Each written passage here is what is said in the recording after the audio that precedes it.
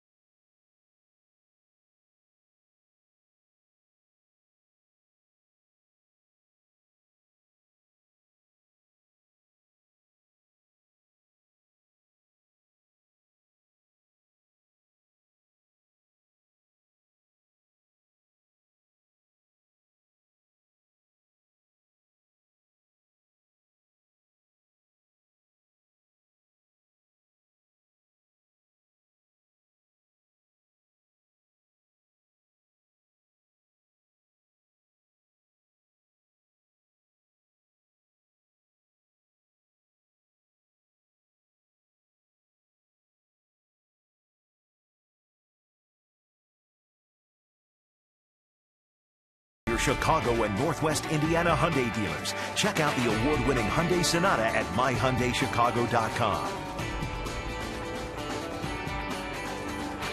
Getting set for the Cardinals and Cubs here on Kerry Wood Appreciation Day. Dale Swain chatting with the Wood family, Kerry's wife Sarah, their children Justin, Katie, and Charlie, and they're all going to sing the seventh inning stretch a little bit later on. Let's send it over to Andy Bellison, the public address announcer. Recording more than 200 strikeouts in 4 of his first 5 seasons.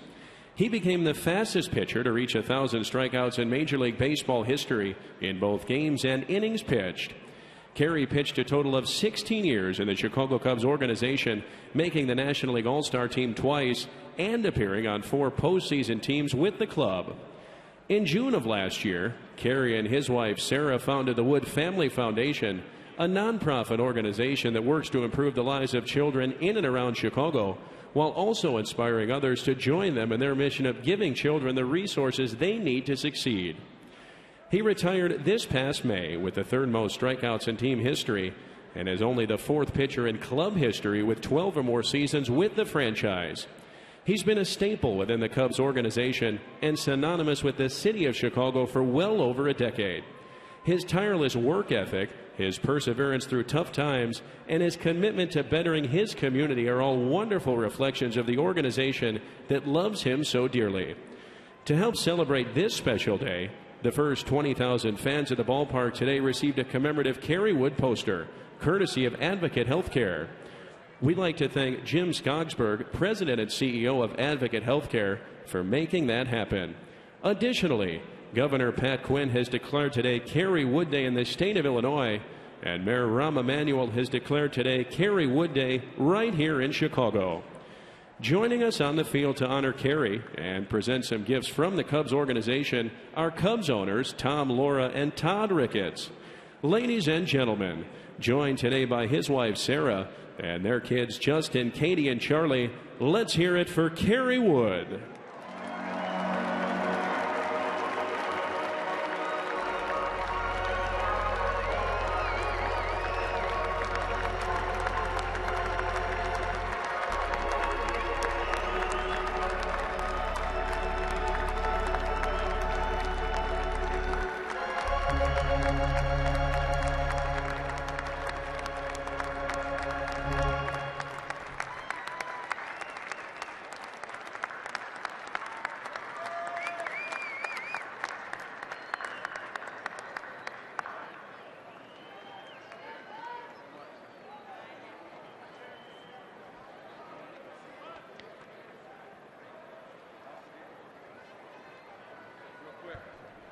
Real quick, thank you guys all.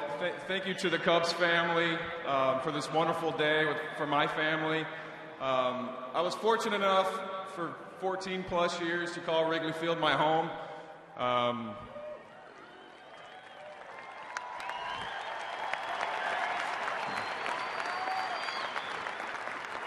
A lot of great memories and a lot of great moments, and very proud and honored to be able to share all those moments and memories with you guys, the greatest fans in baseball.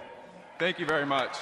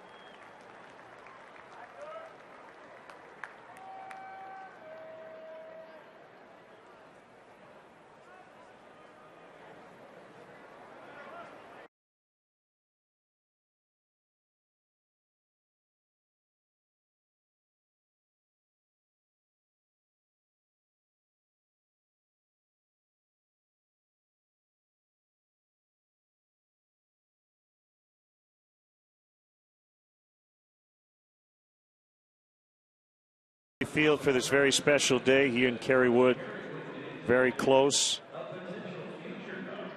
And here comes the ceremonial first pitch today.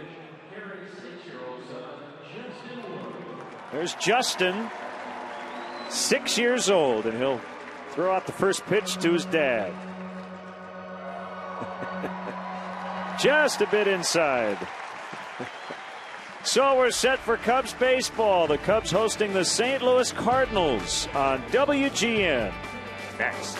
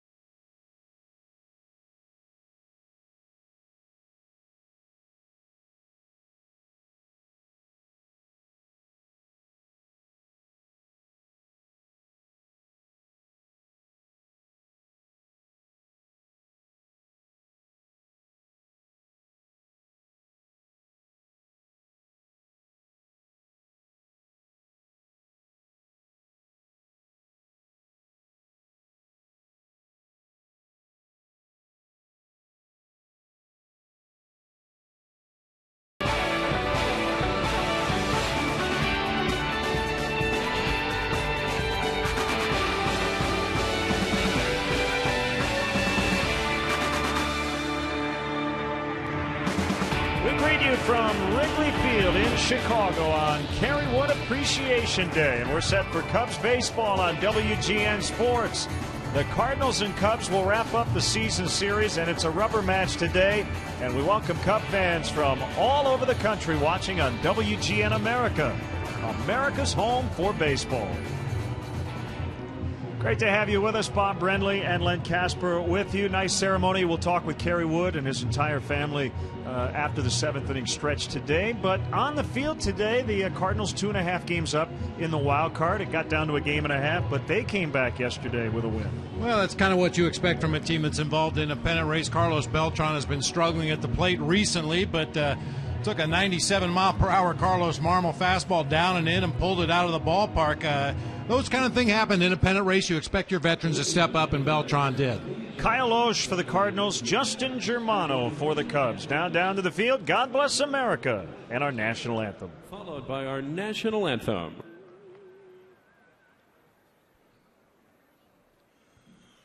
God bless.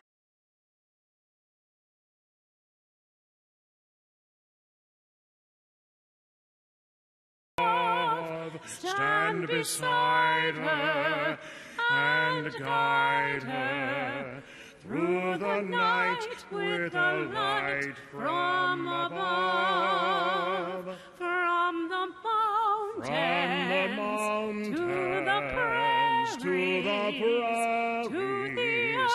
to the oceans white with foam.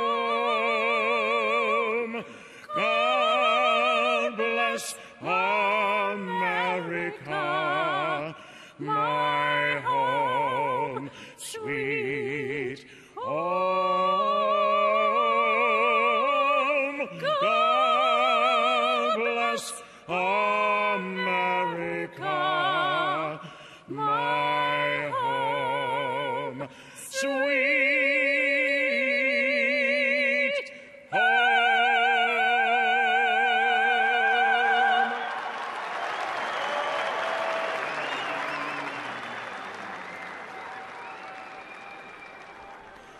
Oh, say, can you see by the dawn's early light what so proudly we hailed at the twilight's last gleaming, whose broad stripes and bright stars through the perilous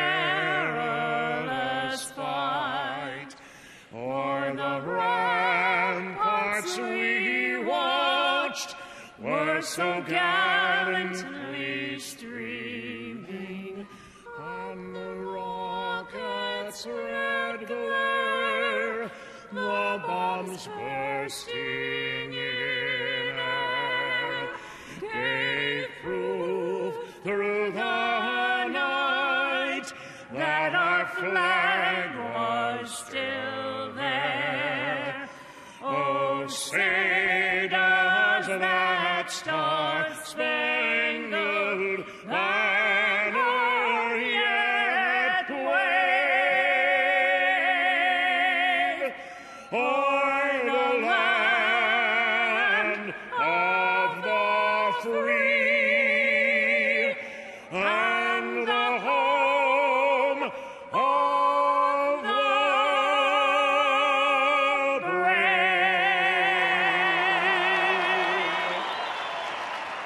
It's been a thrilling series. Couple of big ninth-inning homers. Darwin Barney to tie it on Friday. Cubs win it in extras. And then Beltran yesterday as the Cardinals would eventually take Game 2. Cardinals and Cubs plus Stats Sunday coming up.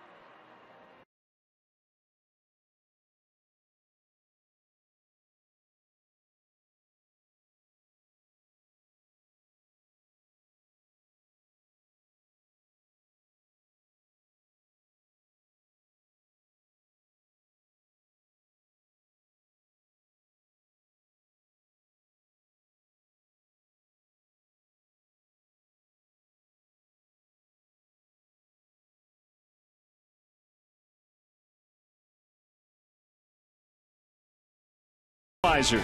A reminder from Budweiser, great times are waiting. Designated driver. Pepsi Max, the official soft drink of Major League Baseball. 0 calories, maximum Pepsi taste. The Illinois Lottery. Do you believe in the power of possibility? The Illinois Lottery. Anything's possible. And by Ford, manufacturers of more fuel-efficient vehicles than any other brand. Check them out at your local Ford store or online at localfordstores.com.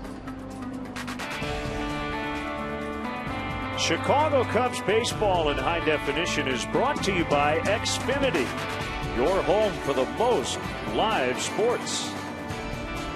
Time to take a look at today's Mazda Drive to Victory, and what the Cubs need to do today is to be a thorn in the Cardinals' side. Hopefully in the very near future the Cubs will be in a similar position that the Cardinals are in right now. Let's rain on their parade a little bit. Drive to Victory brought to you by your local Chicagoland Mazda dealer. See your Chicagoland Mazda dealer for a test drive today at driveamazda.com. Really honored to have Joe Posnanski, who I think is the best sports writer in the world, contribute today. Stats Sunday, and he writes on our blog about defensive stats. You can check out his work at sportsonearth.com. He's a senior writer for that website, author of 4 books, including The Soul of Baseball. So we'll have some interesting defensive numbers. And Bob, we've talked a lot about Darwin Barney and Alfonso Soriano and the defensive years they've had. We're getting a little closer. We're still not quite there where the defensive stats are as encompassing as the offensive stats, but we're getting there. Yeah, it's obviously going in the right direction. I think people who are around the game of baseball on a daily basis, you've used the term pass the eye test. Guys, coaches and managers and instructors know who the good defenders are, but now we're gradually getting to the point where you can quantify some of those things that in the past you just noticed with your own eyes. Today's game is available in Spanish on your SAP audio setting, provided by WRTO La Tremenda, Chicago Spanish language sports leader. Set the umpires for you. CB Buckner behind the plate. Dan Isonia at first. Vic Carpazza at second. Bill Miller at third. As the Cubs take the field, let's get the Cardinal starting lineup written out by Mike Matheny. Turned 42 yesterday. Got a nice birthday gift as his team came back late and won. John Jay had the game-winning hit. Matt Carpenter scored that run in the 10th. Holiday's in left. Alan Craig at first. David Freese is at third. Skip Schumacher at second. Tony Cruz in for the injured Yadier Molina. Feels better today, but had those back spasms yesterday. Cosma the shortstop and Loesch the pitcher. And let's check out how the Cubs take the field defensively today behind Justin Germano. Brought to you by Pepsi Max, the official soft drink of Major League Baseball. 0 calories, maximum Pepsi taste. Soriano, De Jesus, Sapelt left to right across the outfield for the Cubs this afternoon. Joe Mather getting a start at third base. Castro Barney once again will make up the Keystone combo up the middle. Anthony Rizzo over at first base. Wellington Castillo behind the plate today for right-hander Justin Germano. Very bizarre outing, to say the least, for Justin Germano. Last time out against the Cincinnati Reds, went 5 innings of 3-hit shutout baseball.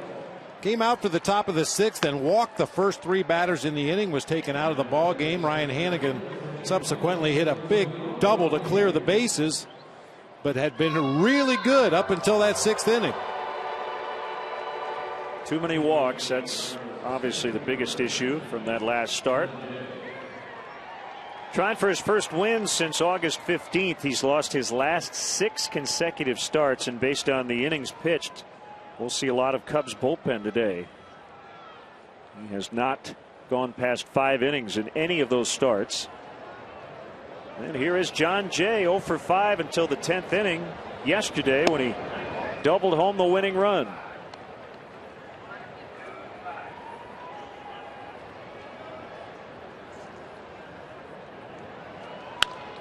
Fly ball well hit to left, but Soriano will make the catch for the out. All about defense today. Darwin Barney A .996 fielding percentage. That's the best among all second basemen. UZR 150 ultimate zone rating. And that is a Fangraphs.com stat. He leads all second basemen in that category. That's above or below average in terms of runs per 150 games. Soriano recently made his first error of the year. Now Matt Carpenter, who's playing right. Carlos Beltran dealing with a stomach illness, so not in the lineup.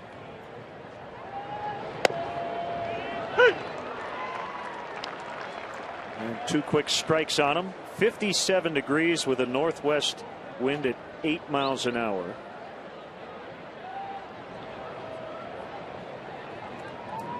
Similar to yesterday. A little left to right action. Outside. 1-2. And one thing that makes Soriano's year even more unbelievable out there in left field is the fact that he plays half his games here at Wrigley. You run into conditions here at Wrigley Field that you don't see at any other ballpark. With the swirling winds, the bright sunshine, not to mention a brick wall covered with ivy. But a lot of players in their position at their home ballparks have a much easier time of it than Alfonso Soriano does here at Wrigley.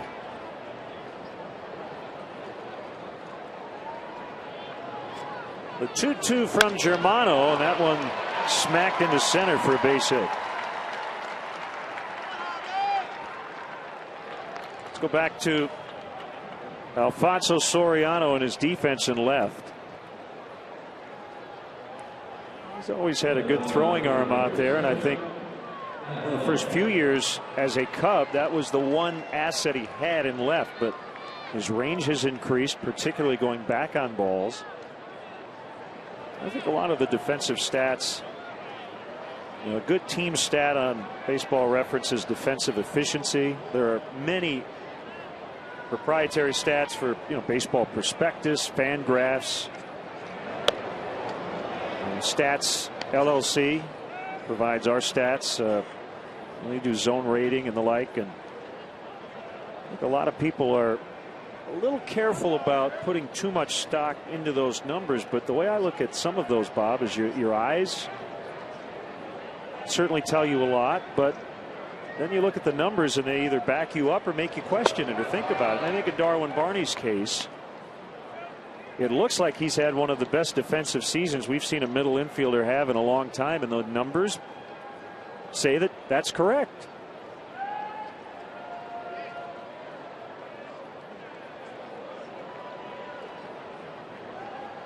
The 2-0 to Matt Holliday. Tap foul. And then we get into Gold Gloves. Brooks Robinson. Wow. Had to probably build an extra wing in his house just to house all those trophies. 16-time Gold Glover, third base. And there's no doubting that once you develop a reputation as one of the premier fielders at your position, it's going to be tough to unseat you, which is what Darwin Barney's looking to do this year with the Reds' Brandon Phillips at second base. Phillips has been so good for so long, widely recognized as, if not the best, certainly one of the best second basemen in the game. But hey, we've watched Darwin every day this year. I find it hard to believe that anybody at his position has had a better year than Darwin has with the glove. The thing I think we have generally agreed on in the baseball community is just piling up errors or counting them up and having that determine whether or not you're a good defensive player or team is not the best way to do it. The better way to look at defense, Bob, is balls that are put into play, are they turned into outs? And whether it's an error or a hit, if a guy reaches, he reaches. And there's a segment of the baseball community who thinks that earned run average shouldn't exist. It should just be run average for a pitcher. You either stop him from scoring or you don't. And that it all ties together, because the idea of pitching and defense is to prevent runs. We'd love to hear from you at LennonBob@Tribune.com. You can follow us on Facebook and Twitter as well. Swing and a miss. Strike 3 on a curve. You're going to see that pitch a lot from Justin Germano. Score runs and prevent them. That's pretty much it.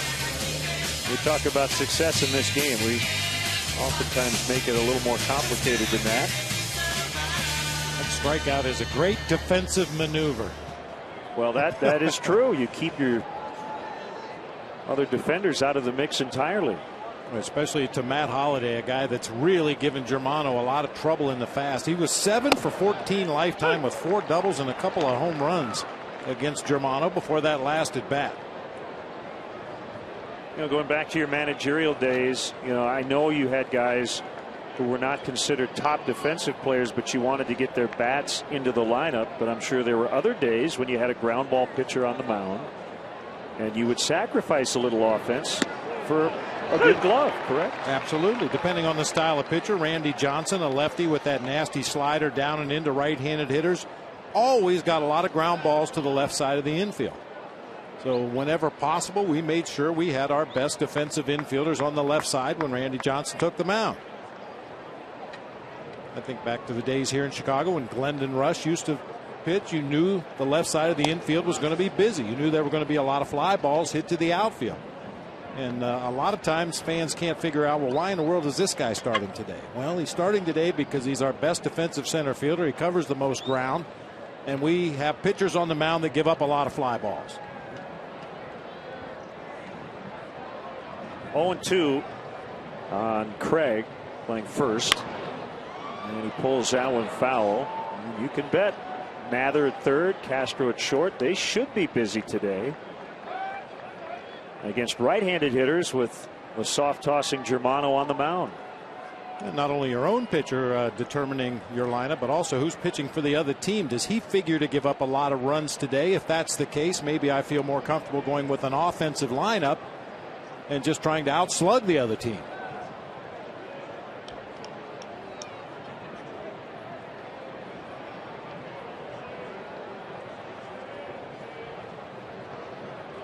Germano made his Cub debut at St. Louis in relief. He actually took the loss. Back on July 21st, gave up a run in 3 innings of work. It was the first run of the game. The Cubs lost 12-0 that day.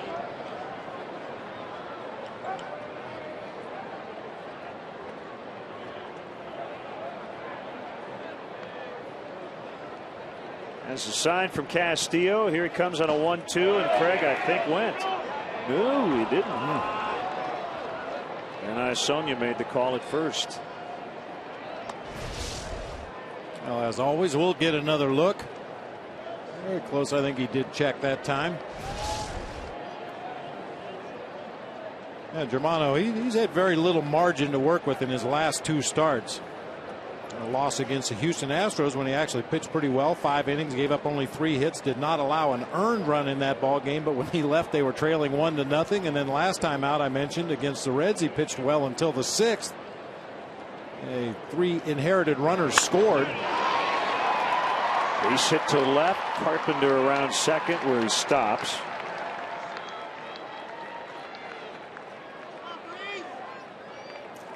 And we'll get David Freese an opportunity with 2 on and 2 down.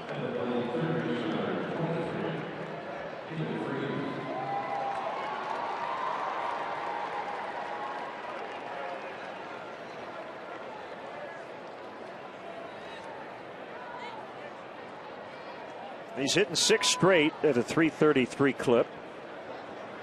Got on the All-Star team, winner of the 34th man vote in the National League. The curve at 67 for a strike.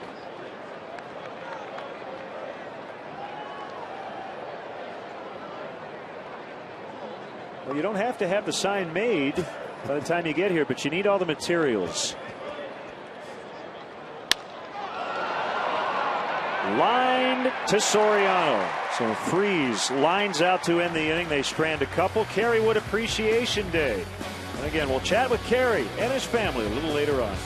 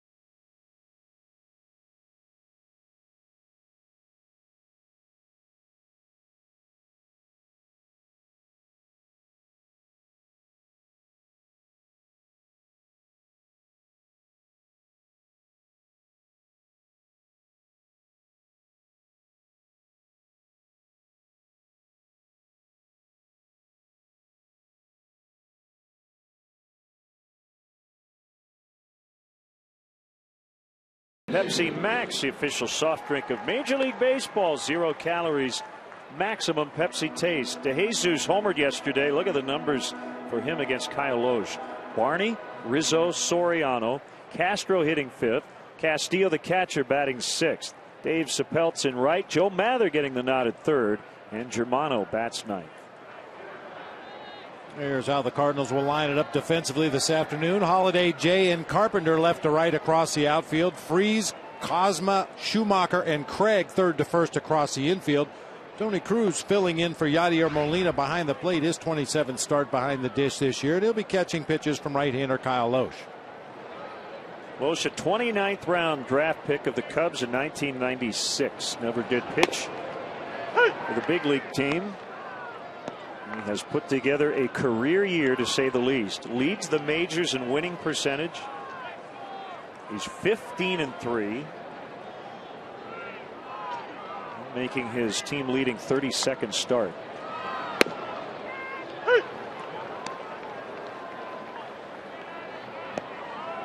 Fastball, slider, changeup, curveball combination from Kyle Loesch. His claim to fame is his command of all 4 of those pitches, depending on what's working on a given day. Keeps the ball out of the middle for the most part and down.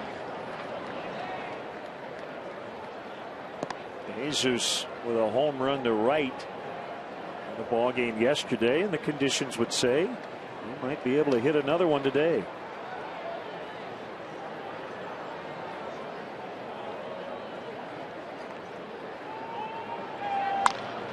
On the ground to first, Craig will flip to Loesch. Was talking with his pitching coach, Derek Lilliquist. And it's the classic transition that every pitcher who pitches in the big leagues from age 25 to 35, at some point they figure out, you know what, I can't blow guys away anymore with my velocity, so I have to learn how to pitch. And when I asked Lilliquist what's the big key for Loesch this year, he said he's pitching. Pure and simple. Pitch to that early contact, averaging just over 3.5 pitches per at bat. To find ways to get it done a little easier than maybe you did early in your career when you relied more on velocity and nasty stuff. Get a little more advanced in your career. You watch other guys go about their business. You figure, hey, there's an easier way to do this than working as hard as I have been. And Kyle Loesch has figured it out this year. He throws his changeup a little bit more often than he used to the last couple of years. Like when he came up with the Twins, he was throwing his fastball about 2 out of every 3 pitches. Now just over 50%, 53.3%, according to Fangraphs. There's the UZR 150 number we were talking about earlier. We'll show on some of the players' stats. 15.4. That is off the charts defensively for Darwin Barney. Do they do a UZR rating for pitchers? I don't know the answer to that. I would imagine yes. Well, I would imagine Kyle Loesch is near the top of that list since he hasn't made an error since May of 2010.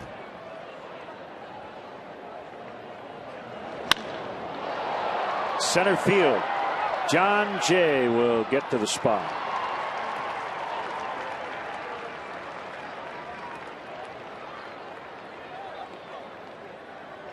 Well, let's get an update on the sign making. Well, we've got the G and the O colored in. This reminds me a lot of my academic career when I'd be doing my homework in class as we were going over it. Yeah.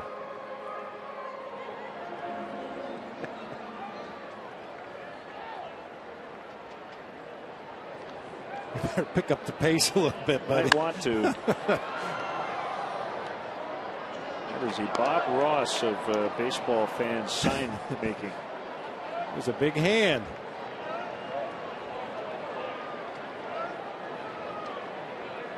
That's the mold they use for the Tony Campana outfielder's glove. Dale Swaim was singing Anthony Rizzo's praises defensively yesterday. He thinks Rizzo could be a gold glover at one point. His poise defensively is pretty impressive.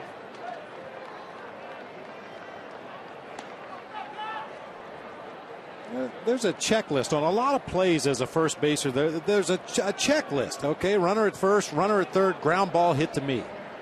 Well, I'd like to go to second and start a double play, but the ball wasn't hit that quickly. And Rizzo can go down that checklist as quick as any first baseman I've ever seen. And Schumacher playing very deep, all the way out and right, but able to make the play.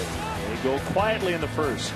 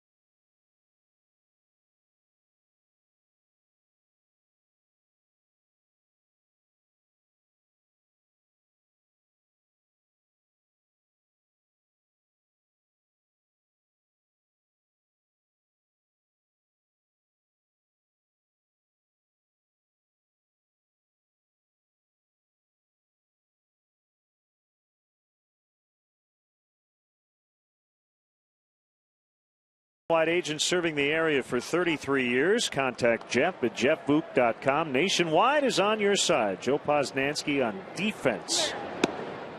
You can read more of Joe's work at sportsonearth.com. Stat Sunday. Skip Schumacher should make the infielders work today. He's a ground ball hitter. He's quickly down in the count, 0-2.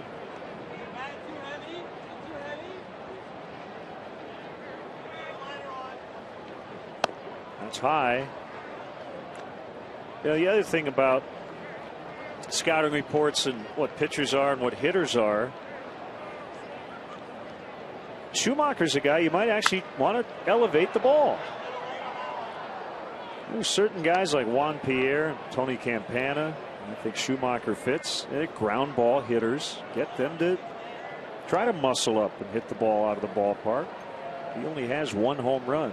Doesn't mean he won't hit it out, but these are the guys you definitely challenge at the top of the strike zone. And there's a ground ball and a curveball that was up. There you have it. Well, you're right, though. Occasionally pitchers and catchers and pitching coaches and managers will overthink a scouting report against a certain hitter. You mentioned Juan Pierre. There are a lot of players like Juan Pierre throughout the history of this game, and the book on all of them has been very similar. Throw them up and out over the plate. Let them see how far they can hit it in the air to left or left center and take the out and move along with the inning. They're not usually going to hit the ball over anybody's head. They're not going to drive it into the gaps. They're going to hit you a nice lazy fly ball on a pitch up and out over the plate.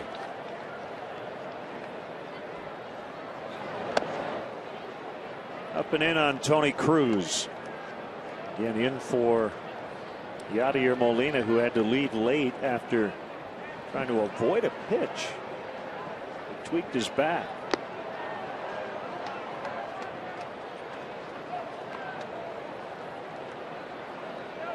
Looks like we're ready for business. Just about. Got to finish the S.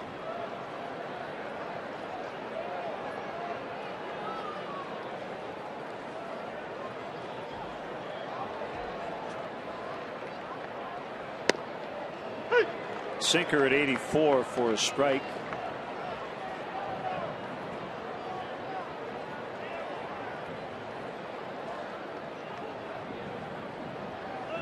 Germano working fast, and that's a strike on a curve.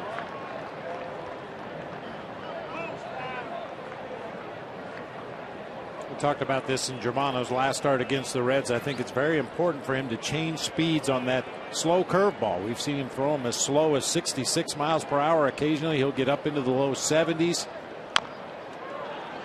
Tap to third. Mather's got a bare hand and can't make the play. That's a hit for Tony Cruz. I mean, when you know and the opposing team knows you're going to throw a lot of breaking pitches, it's important that every one of them doesn't roll up there at exactly the same speed. He got Cruz way out in front that time, chops it into the dirt. Unfortunately, Mather had backed up and just could not make the play.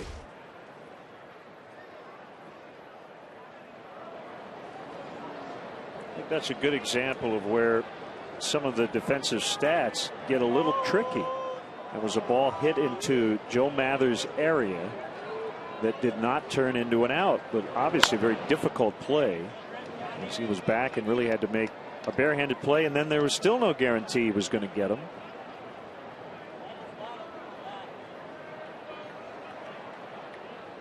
One strike to Cosma. And when you think about a guy like Joe Mather that doesn't play a lot of third base, one play like that in your zone is going to skew your stats for the entire year at that position. It's another chance here. And he makes up for it. 5-4-3. So he gets 2 outs on that ground ball. Darwin Barney hanging in there well. That'll end the Cardinals' second. 0-0.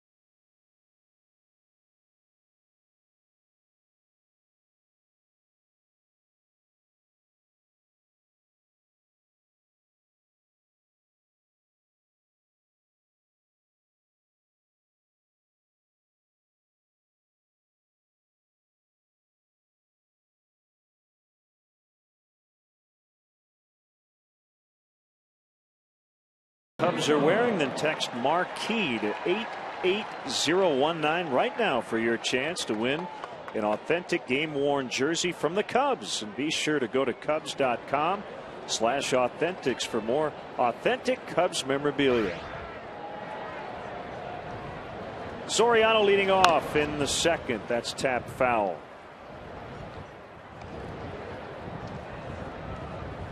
Good career numbers for Soriano against Kyle Loesch. 18 for 50 lifetime with 3 homers and 4 doubles.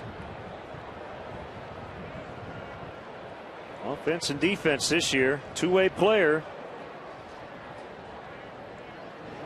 4 RBIs off the pace in the National League. Chase Headley with 108.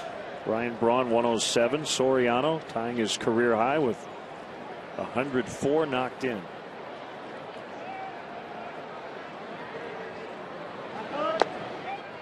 Low and outside. And it's 2-1. Oh, they're making another sign. Rolling now. Prolific sign makers. That's a little side business.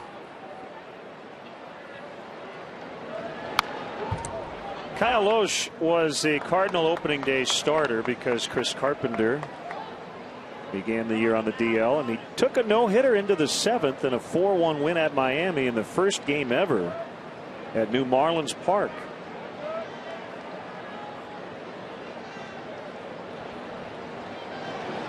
Up and in. And this might be a good trivia question a few years down the road. Heck, it's a good one right now. Who led the Cardinals in wins last year and an ERA? That guy. 14 wins and a 3.39 earned run average.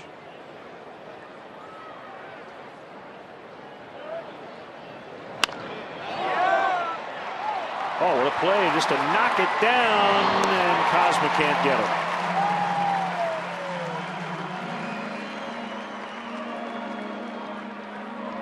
Guessing that'll be a base hit.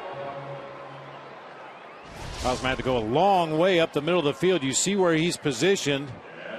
Good 6, 7, 8 steps to his left. Just kind of stuck the glove out there, hoping to get it on a short hop. Ooh. Tough E6 right there. Man.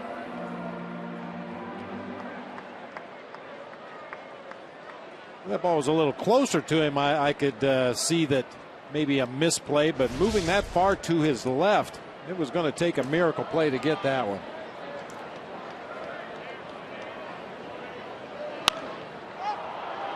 Castro pops it up. That's caught by Schumacher for the out. Hey, Cubs fans, if you want to manage a game along with Dale Swaim, log on to WGNTV.com right now and click on the WGN Sports Game Zone banner to connect to all the up-to-the-minute stats and information while you're watching at home. Game Zone is sponsored by The Great Escape. Pools, patio sets, play sets, hot tubs, and more. Bob Rosenberg has now given Soriano a hit, which we think is the right call.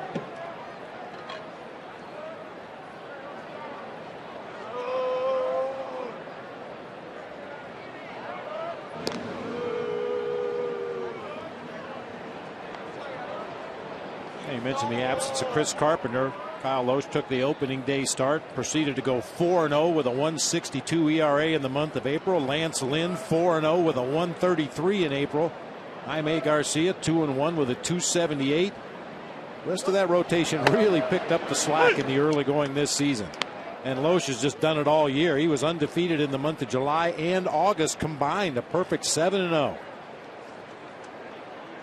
Well, the Cardinals now may have to deal with the loss of Jake Westbrook for the rest of the season.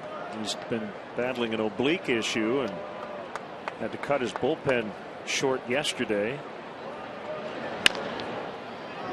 And Freese can't handle that backhand. Well, we're talking defense. We've already had a couple of errors called. One was changed, that an error on Freese. Well, David Freese is not known for his glove work down there at third base. He generally gets the job done. It's not always pretty, but got caught in between that time. A tough hop to try to handle on the backhand side. Now Dave Chappelle knocked in the go-ahead run yesterday with a base hit in the 6th. He takes a strike. He's been in there even against righties here the last couple of days with DeJesus in center. Brett Jackson really struggling since coming back after missing about a week with the bruised knee. I would imagine we'll see Brett a little bit more this coming week. Although the Cubs do face lefties the first 2 days in Colorado. Jorge De La Rosa and Drew Pomerantz, right-hander on Thursday, and Jhoulys Chacin.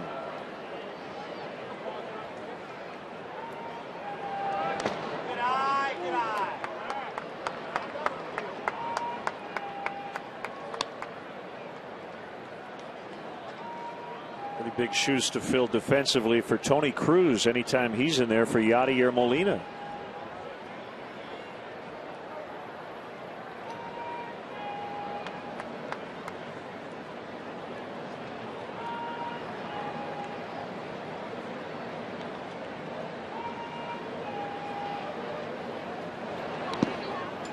Another one in the dirt to make it 2-2. We've given you a lot of Kyle Loesch's stats this year, but you look a little deeper. Runners in scoring position, opponents hitting only 188. And men are on base 235. He'll give up his share of hits. He'll give up his share of base runners. But in those high leverage situations, he seems to make the pitches he needs to make to get out of jams.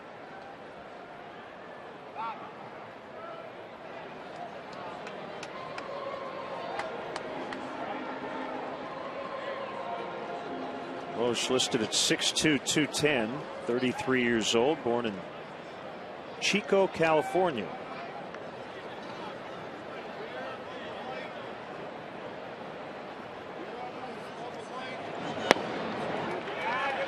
Chico State, one of the great party schools in the country, I'm told.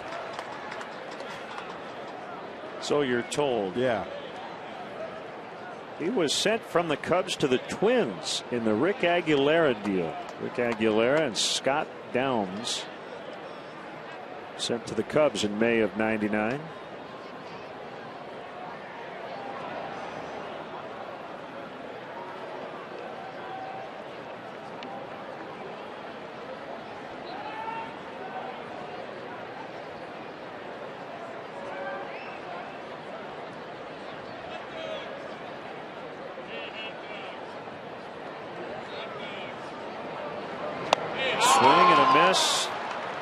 Two down in the inning. First strikeout for Loesch. Let's step aside and see what's coming up on WGN.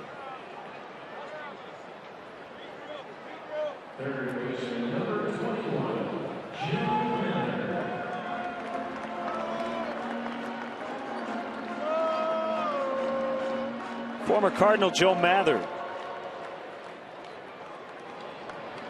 with 2 on and 2 down.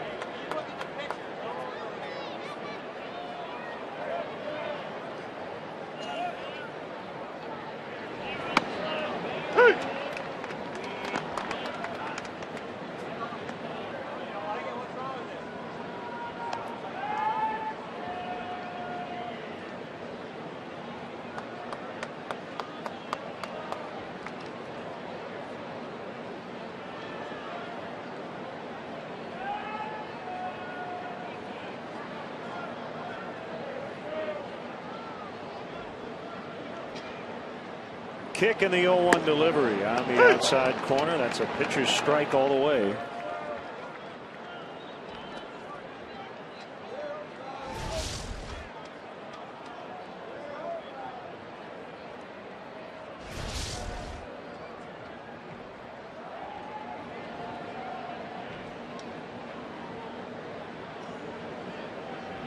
Soriano takes off for third, and he's safe. They're going to give it to you, take it. Meanwhile, 1 and 2 on Mather. The fountain of youth continues for Alfonso Soriano. You like to see that every once in a while. I think more than anything else, he's just looking for opportunities. A lot of teams don't pay much attention to Alfonso Soriano. That time, the 2 middle infielders for the Cardinals were split wide up the middle of the field, and Alfonso got such a big lead, he said, I know I can make it to third base. He's taking advantage of those opportunities when they present themselves. Off the plate inside.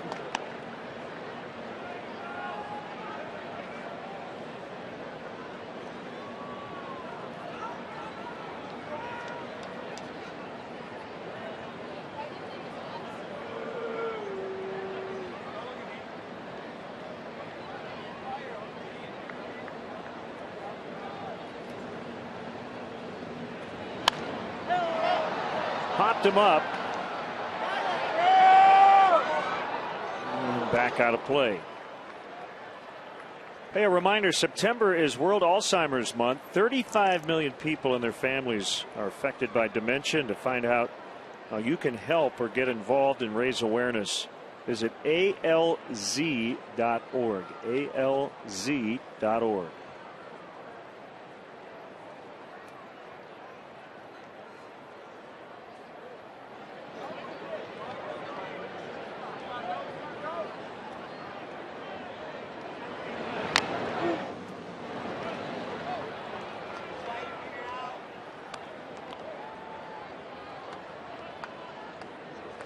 We mentioned this before. Kyle Loesch went 3-18 at the AA level in 2000. Just kept plugging away. And sometimes it's your physical gifts that will allow you to hang around until you figure it out. Guys have a big arm or a nasty breaking pitch, but just haven't quite harnessed the emotional part of pitching. Other times guys have that makeup, but they just don't have the stuff, and it takes a while for everything to come together. Learn how to use the stuff that you do have with that good bulldog mentality out there on the mound. It was legit. He had a 6.04 ERA, 3-18 with New Britain in the Eastern League. Now they're out in front. So even if you are a prospect, when you have a year like that, you're not anymore. Go from a prospect to a suspect rather quickly. The following year, he was in the big leagues with the Twins.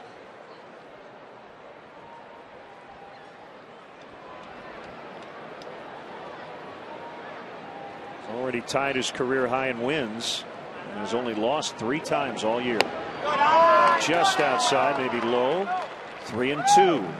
Castillo will get a head start. Germano's on deck. Well, the only pitch in the bottom half of the strike zone in the sequence. Everything up, inside, over the plate, and away.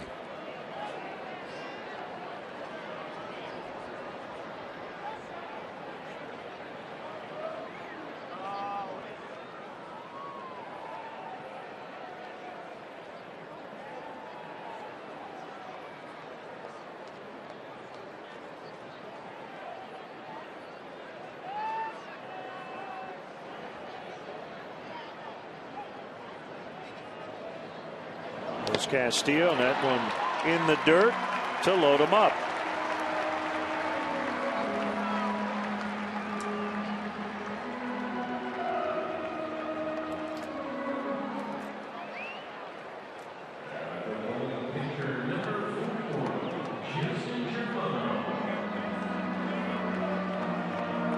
Pretty big day of baseball with the pennant races heating up.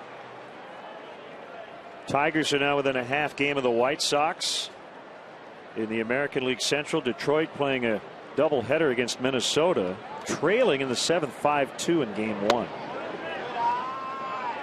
That is a split doubleheader.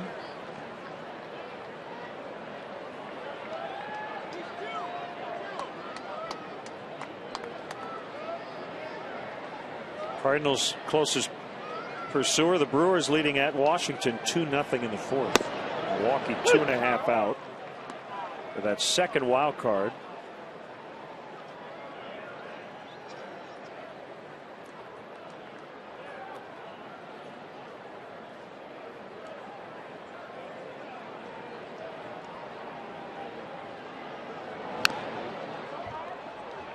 One and 2 to Germano. And how about this for Kyle Loesch? This is only the 10th plate appearance all season that he's had the bases loaded. Opposing hitters are 0 for 7. He has given up a sac fly, has walked a batter one time with the bases loaded, but only the 10th time all season he's faced this situation.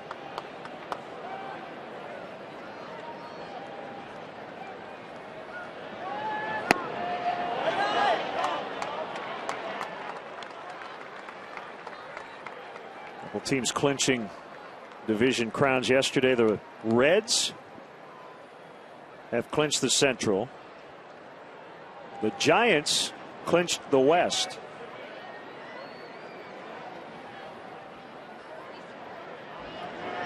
Foul back, still alive. Dusty Baker don't have the update at the moment, but I think he's still in Chicago in the hospital. was the word at last check. And certainly wish him the best. Absolutely. Congratulations to his team. It's just very unfortunate he wasn't able to be there and celebrate. Called strike 3, and that will end the inning. Cubs leave them loaded.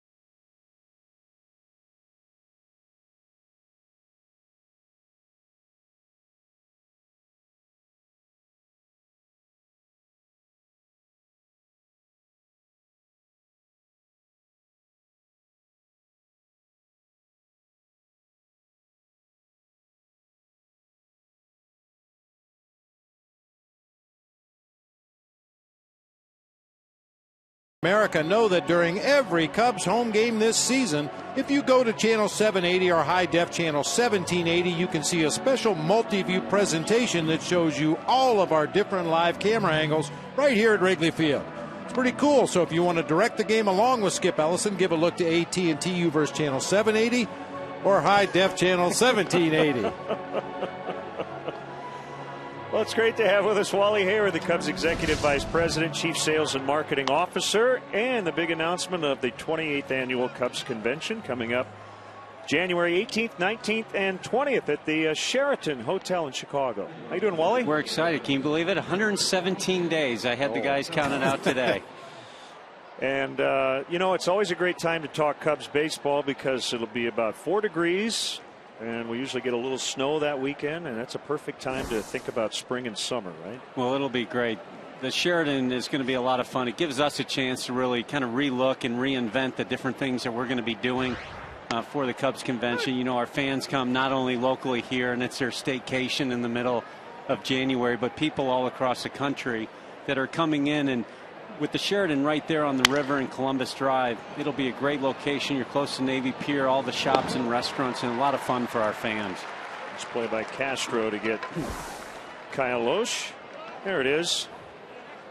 The Sheraton with great views. That looked like a summer view. We might have some ice. We might have to roll some baseballs across the river, but it is a great time for the fans. It's really the start. I mean, spring's coming, and we look towards spring training and opening day at Wrigley Field. So it should be a lot of fun for the families to come and join us at the Sheraton. We have a lot of new interactive games that we're going to do, and we actually put up on our Cubs Facebook page this morning. We want to hear from our fans, things that you like or ideas that you have that you would like to see us do.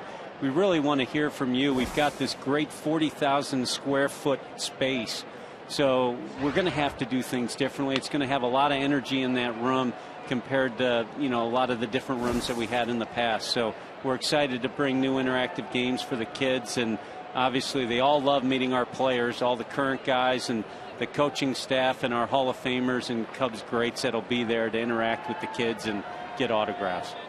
Now, the ballroom at the Sheraton is the largest room in the entire world, right? I think it's the largest in the Midwest. I mean, But it is enormous. It is enormous. So the opening ceremonies, we won't have the great balcony down at the Hilton, and they did such a great job for years for us. So we're going to have to reinvent it and be really a chance for us to create some energy with the players down on the floor, really interacting and being close to our fans to really kick it all off on January 18th. January 18th through the 20th, 2013, the 28th annual Cubs convention. That's always a very popular session with the Cubs owners, the Ricketts, and they all always rib each other a little bit. But news is made. Tom is very open, and the owners talking about really anything the fans want to talk about. And I think you're right. Having that interaction is very important, especially that time of year as we gear up for 2013. Theo and Jed and Jason, they've done a great job in their first year, and it'll really be a chance for them to sit down with the fans and lay out their plan and how they're. The base hit for Carpenter. Jay is going to hold at second, and a high throw might have gotten him.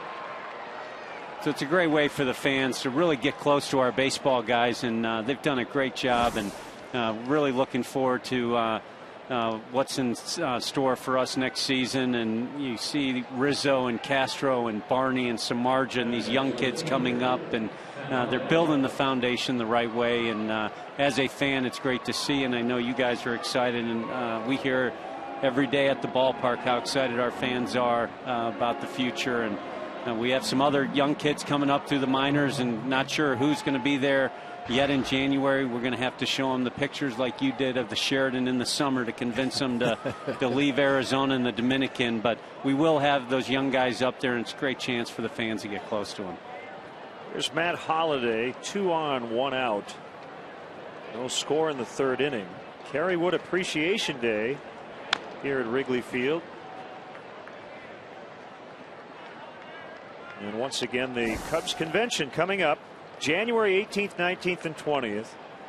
Call 800-233-4100 to book a hotel room, and always go to Cubs.com for more information. And the tickets will go on sale for the convention coming up. We'll keep you posted. And I know you guys are excited. Our kids press conference is always the one that cracks me up. There's a base hit for Holliday. Jay is going to be stopped by Jose Oquendo, and they've got a hang up here as Carpenter just took off for third.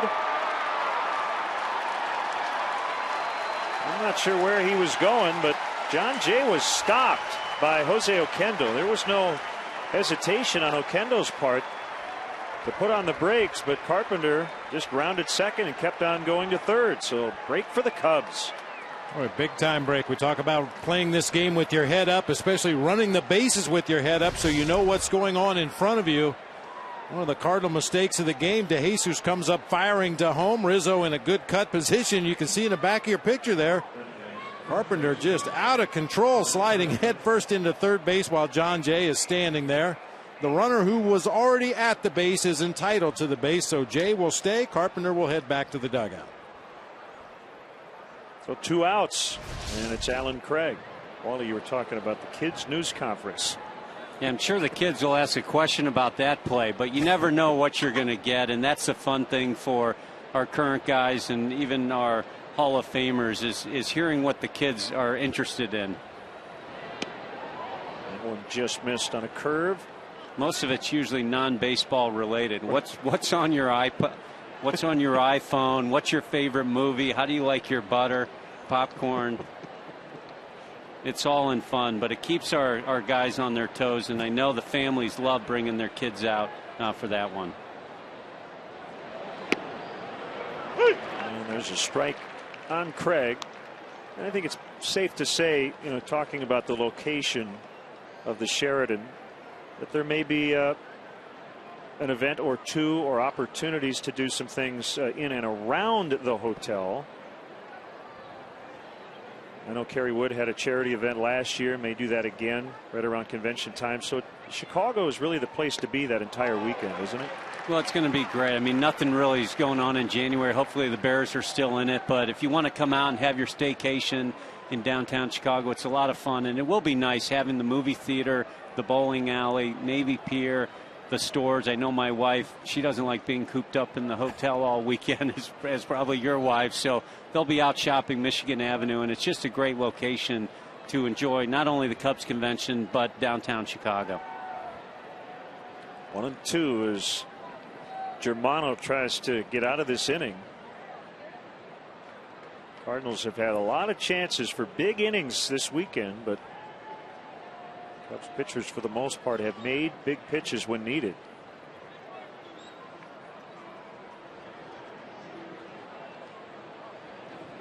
There it is. Knocked down by Castillo. Holiday will advance on a wild pitch.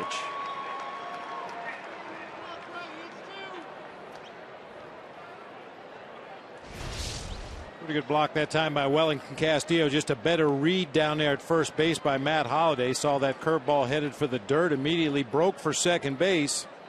And you got to be a little more careful on this one. You can't just wing it down there to second base with a speedy runner like John Jay at third. So that time Castillo with the pump fake just to see if he could draw Jay off the bag at third. But as it is, Cardinals have runners in scoring position with 2 outs. Wally, as we look ahead to 2013, is it safe to say, you know, a lot of the young guys we've seen, I mean, Starlin Castro in his 3rd full year, but the emergence of an Anthony Rizzo, Jeff Samardzija, first year as a full-time starter, that there'll be a good focus on the youth and the up-and-coming Cubs? Absolutely. We really want to get these guys out. You know, the tough thing in baseball with... That's going to get past Mather, and they're going to get 2 as Alan Craig, who's been an RBI machine this year, makes it 2-0 St. Louis. With all the games and the travel our guys do, it's really tough to get them here in the city enough to meet the fans on a daily basis. So, you know, we want to try and bring out their personalities, let the fans really talk to them, not only about baseball and how excited they are to be here at Wrigley Field, but also what do they get excited about during the off season and where do they go around Chicago. So it's a great chance to meet these guys, and even with Jackson and Vitters and some of the other guys coming up, you've seen these guys. They got great personalities, and we really want our fans to get to know them better on and off the field. Hey, we had a great time a couple of weeks ago out in the Budweiser patio. That is a nice setup out there. We wouldn't mind being out there every day. I mean, everybody took care of us. It was a very festive atmosphere out there. Beautiful weather. Well, I'm surprised That's you a guys good deal. I'm surprised you didn't call me today, knowing that it was going to be a little chilly up here, and knowing that Budweiser patio's in the sun. I'm surprised you guys weren't out there. But that's been a great thing for our fans this year, both with the new LED board you see and the corporate entertainment that goes on there. Everyone absolutely loves it. It's really enhanced the fan experience this season. Bob's going to install one of those beer dispensers from the bottom. He's all you like over the that. bottoms up I'm telling machine? you, that's one of the greatest all-time inventions in the history of mankind. Well, we know where you can get one of them. Okay. A little pricey, though, partner. I think you can afford it. Well, we know who to go to, so we can take care of you. The pricey things is when you have friends over and they end up putting their finger through the magnet at the bottom, and you get beer all over your floor, your carpet. 3-1 here on Freeze. Cardinals leading on a Craig double as he taps this one foul. I got to tell you personally, selfishly, for me, the Cubs convention is like a little fix. A month or so before spring training. I'm a casual football fan. I'm a casual basketball fan. I love the Bulls. I love the Bears, but I don't watch those sports the way I watch baseball and the way I look forward to baseball. So for me, you know, that weekend in January is just like a little precursor. Spring training's just around the corner. It gets my juices flowing again. Well, I think everyone loves it. It's like a big indoor tailgate party, I think, the way they roll in all the Budweiser and all the Diageo products for the weekend. So it's a lot of fun, and you know, we'll have new things this year. The Cubs Authentic program's been a big hit here at Wrigley Field in our Cubs store, and we'll get a chance to bring that to the fans in January. David Freese with a 2-out RBI single, so the Cardinals today coming through with 2 outs. It's 4 consecutive hits now for St. Louis. 3-0. Wally, thanks for stopping by. We appreciate it. And while we look forward to the Cubs convention, we won't mind a few more sunny, nice days here in the fall in Chicago. Thanks for stopping by. No problem. Thanks, guys. Thanks for everything you guys did this season. Really appreciate it. WGN, you guys bring this out to all our fans across the country, and they'll see the excitement in January when we all get back together. Nice play by Germano, and this will end the inning. Wally Hayward, Cubs Executive VP, Chief Sales and Marketing Officer. Again, the Cubs Convention in mid-January here in Chicago. 3-0 Cardinals.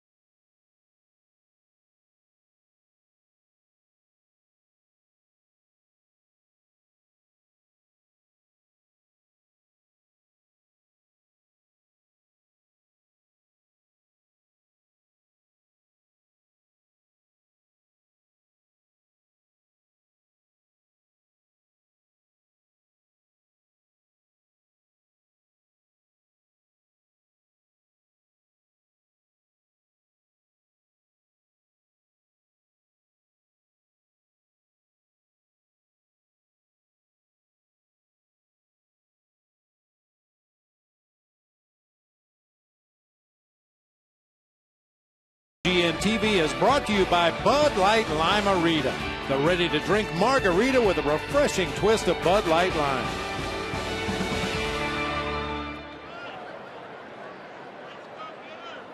Kyle Lohse now trying to improve to 16-3, and he has a 3-0 lead in the bottom of the third. Cubs wrapping up a 10-game homestand. They've won 3 of the first 9.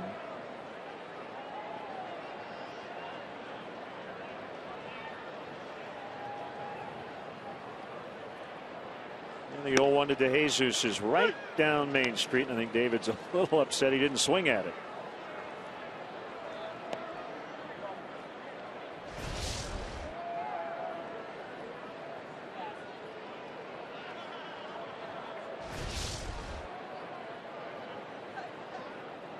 Well, Lohse is the kind of pitcher that can get you guessing up there at the plate. He, as I mentioned, can command 4 pitches when he's on top of his game.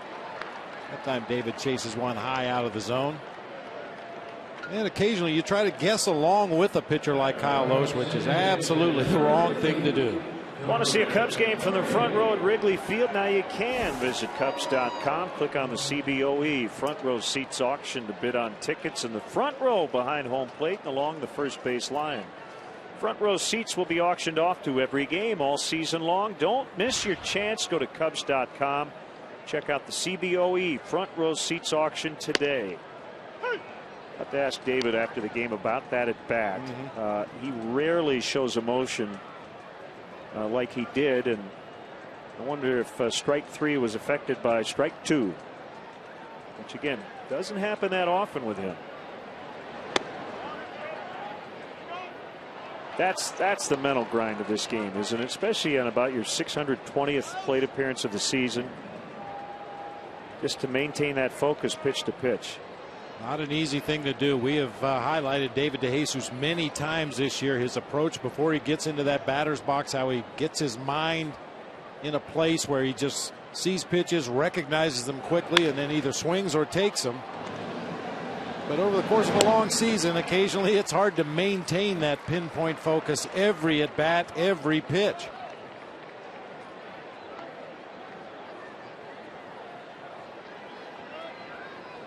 I want to say hi to Dottie LaRue from Red Oak, Iowa.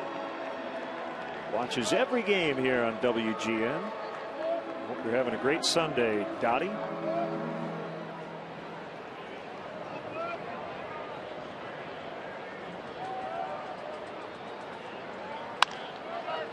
Rizzo again rolls to the short right fielder, or second baseman, as we call him, Skip Schumacher.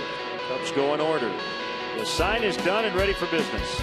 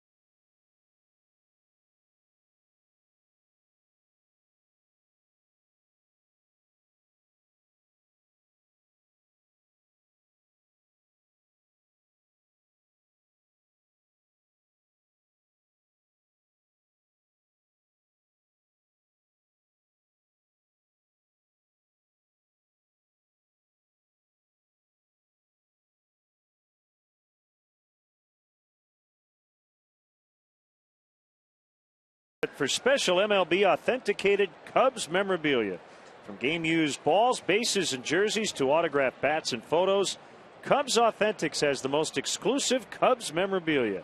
Visit the Wrigley Field Concourse, the Cubs store, or email cubsauthentics@cubs.com for all your Cubs memorabilia needs.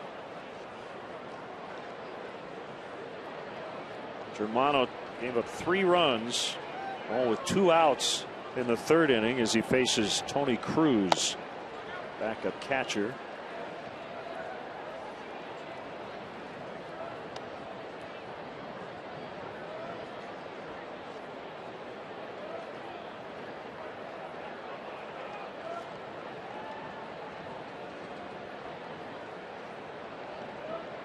Cubs will lose this season's series. They've lost 9 of the first 16. Chopper to Mather. He'll spin and throw to Rizzo in plenty of time. We've got a happy birthday wish for now 26-year-old Chris Volstad, celebrating a birthday today.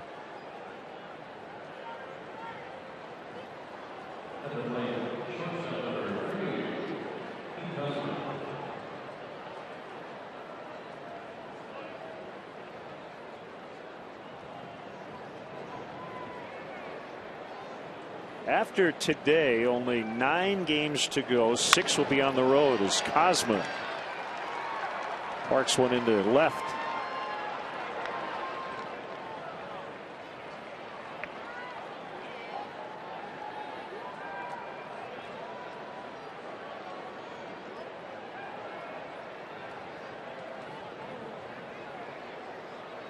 Stay tuned for the 7th inning stretch, brought to you by Captain Morgan. Raise your glass, always in moderation, to life, love, and loot, and to the Wood family. Singing the 7th inning stretch today. Always good to see Carrie and Sarah and the kids. Loesch bunts. Germano to Barney covering first.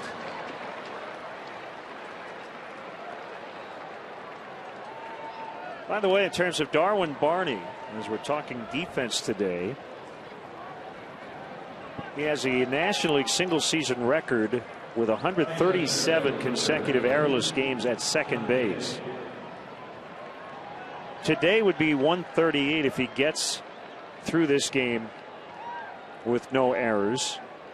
He could tie the major league single season errorless streak by a second baseman by the end of the Rockies series. Placido Polanco 141 in a row for the Tigers in 2007.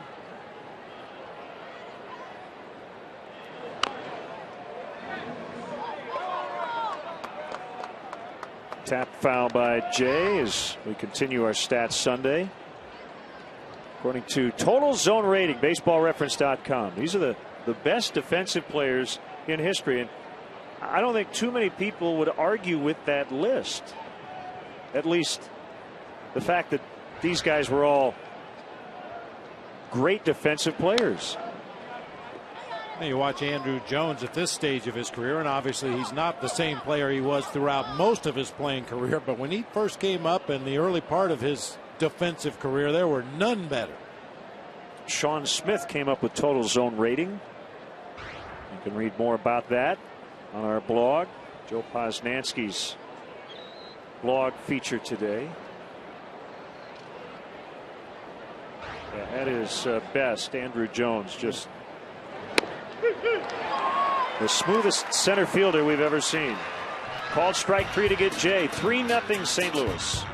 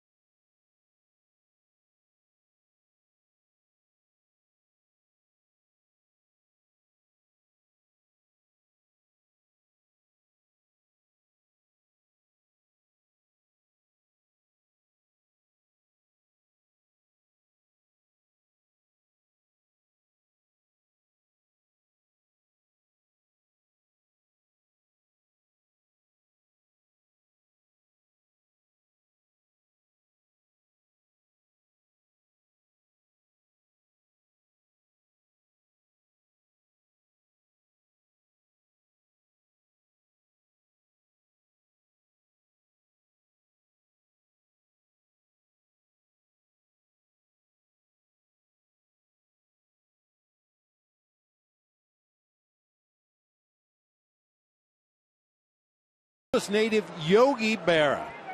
I mean, maybe the best of all time behind the plate when you consider he was an 18-time All-Star, played on 13 World Championship teams, 3-time Most Valuable Player, inducted into the Baseball Hall of Fame back in 1972.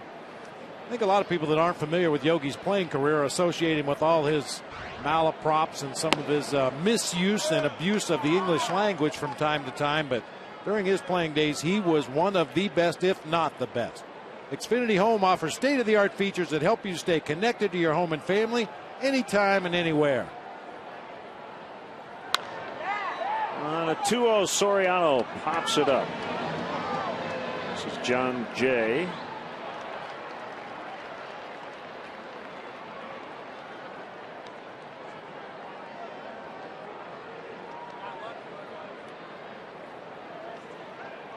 So 1 out, and here's Starlin Castro. The thing about a lot of yogi isms is that they're actually pretty darn smart. People don't want to come out to the ballpark. How are you going to stop them? Nobody goes to that restaurant anymore. It's too crowded. Yes.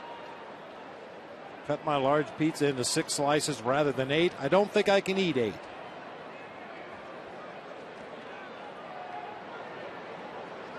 come to a fork in the road, take it.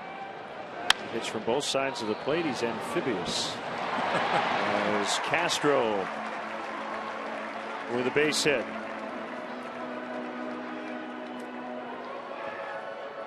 I think my favorite is I never said most of the things I said.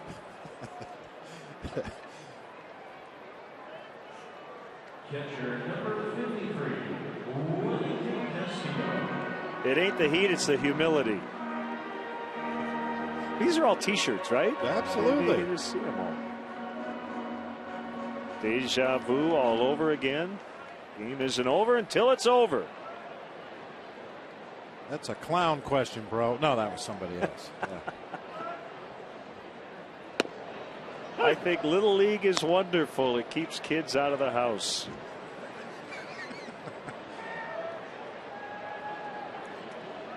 %90 of this game is half mental.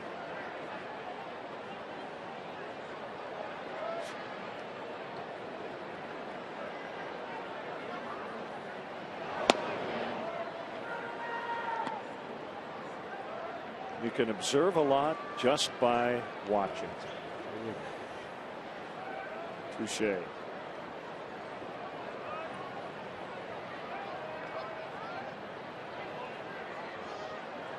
One and one. Wellington Castillo, the batter. Castro at first. And the sliders outside.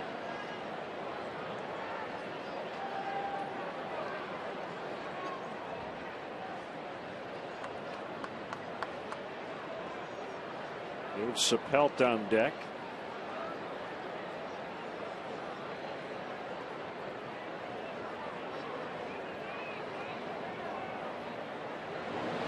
Swing and a miss. See, John Smoltz was quoted the other day talking about the Braves.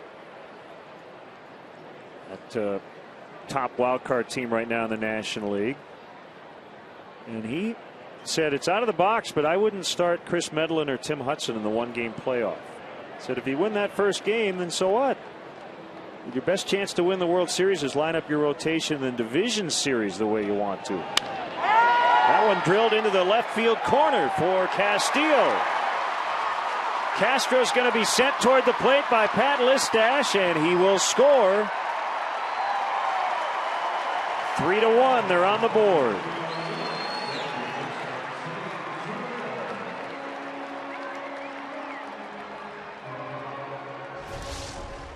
This will be our Nissan drive of the game. You have to be ready and able to take advantage of every mistake Kyle Loesch makes. That time an elevated pitch on the inside part of the plate, and Castillo able to keep it fair down into that left field corner, putting the Cubs on the board. Get to your Nissan dealer for special offers. Nissan, innovation that excites. Visit ChooseNissan.com. Now, Freddie Gonzalez kind of laughed off those comments. You know, John Smoltz can say whatever he wants. Freddie would probably not have his job if he decided to start their 5th starter for the one-game wild card round. But considering this is a new thing, it will be interesting to see what teams do. And how about the 25-man roster, Bob? I believe that round is separate from the division round. So you wouldn't even want to put your starting pitchers on your roster, correct? The guys who are not pitching in that game. The only possible exception I could see is if you do the old bait and switch. Start a left-handed reliever, or a right-handed reliever for that matter. Let the opposing manager set his lineup and then make that quick pitching change in the first or second inning and bring in the opposite arm, hopefully having an advantage against the opposing lineup. But yeah, there's really no reason to carry the other 4 starters on that on the roster for that first game.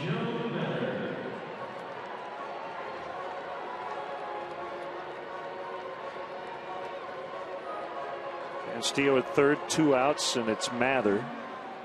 Lowe seemed to work around him in the second before getting Germano with the bases loaded. We'll see what happens with 2 bases open here.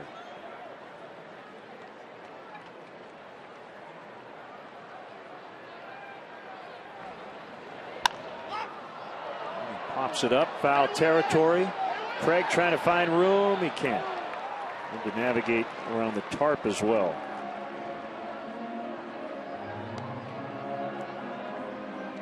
Well, kind of wear 2 hats here. I mean, my head tells me that the 1 game round is very unbaseball like. We always talk about winning a series, and this is almost like a bowl game. But Dale Swain was talking about it today. Said, you know, if you're watching a playoff series as a fan, you may tune into game 3 or 4 and you may wait. Said when it's 1 game round, you're going to be watching. And so from that vantage point, it's hard to disagree with the idea of a winner take all 1 game playoff.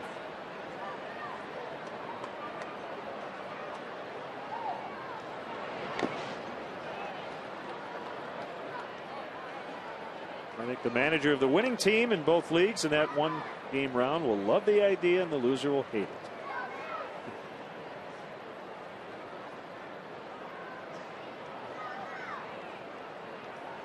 It's going to draw a lot of attention, as you said, a 1-game playoff, a winner go home, March Madness type of a situation. Obviously, that's as much pressure as you can possibly get, and fans love to watch pressure-packed games. But as you said, for players who are so accustomed to rolling into a city and playing a 3-game series, you move on, you play another 3 or 4 game series. The depth of your roster, the depth of your pitching staff is going to be more accurately gauged by a 3-game series than a 1-game playoff game.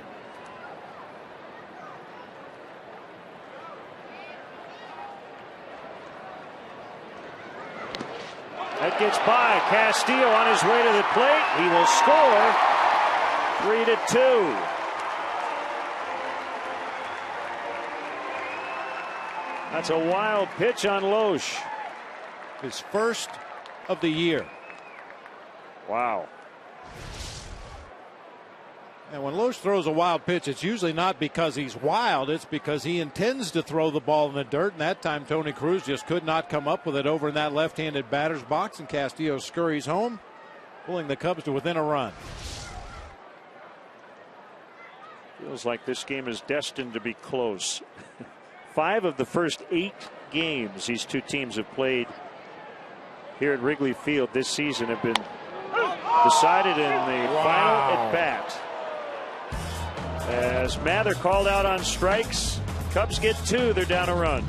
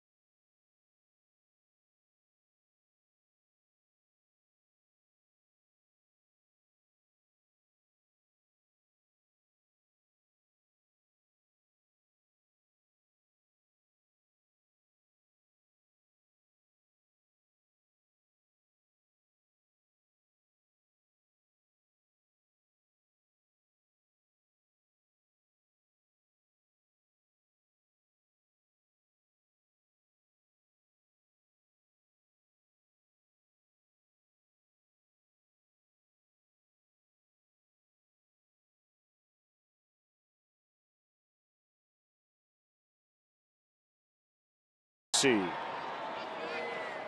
Look away. Look away. Oh, man. Get called out on that pitch. That's brutal.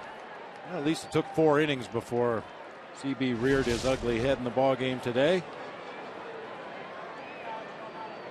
2, 3, and 4 for the Cardinals. Carpenter is 2 for 2, but he ran into an out in the 3rd inning.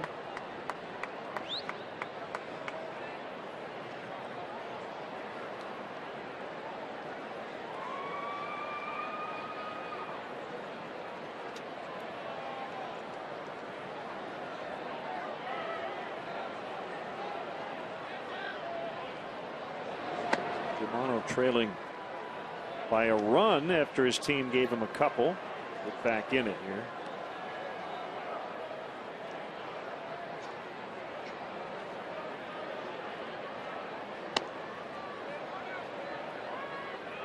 Now, this was one of the matchups in this Cardinals lineup that I was a little concerned about going into this game. We talked about Matt Carpenter in yesterday's ball game, a little bit of a slider speed bat. You can overpower him on the inside part of the plate or up in the zone with good fastballs. Unfortunately, Germano, more of an off-speed pitcher. And that, a lot of times, is right in the middle of Matt Carpenter's swing.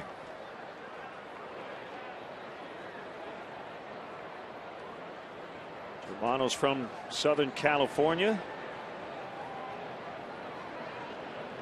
Cubs got him from Boston earlier this year. This is his 5th major league club. Padres, Reds, Indians, Red Sox, and now the Cubs. 30 years old.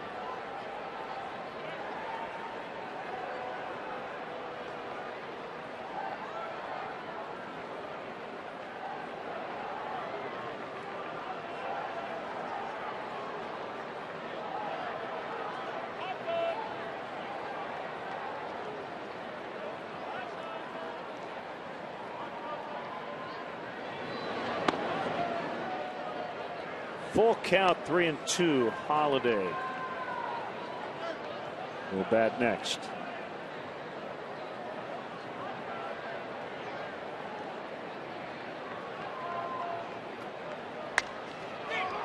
Roller to Rizzo. He'll take it by himself. Time now for today's Illinois Lottery Anything's Possible player. Miguel Cabrera may win the Triple Crown. He would be the first American League Triple Crown winner since Carl Yastrzemski, 1967. The Anything's Possible player.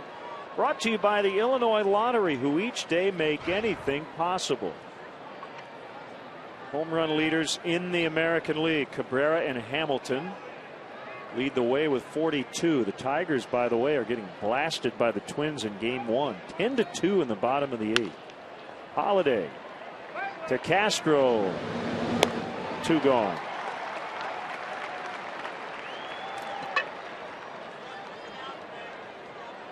It's even more impressive for Miguel Cabrera because the ballpark that he plays half of his games in is not really a great home run hitter's ballpark.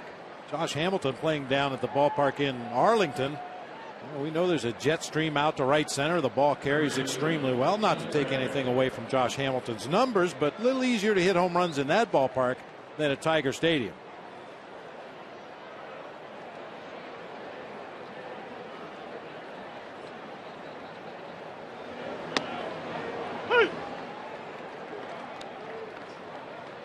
Craig opened the scoring with his 2-run double in the 3rd.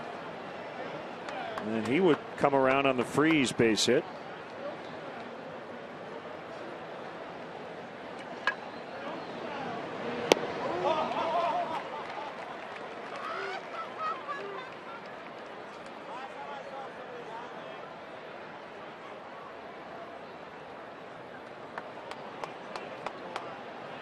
Swing reminded me a little bit of Mark DeRosa. A longer swing.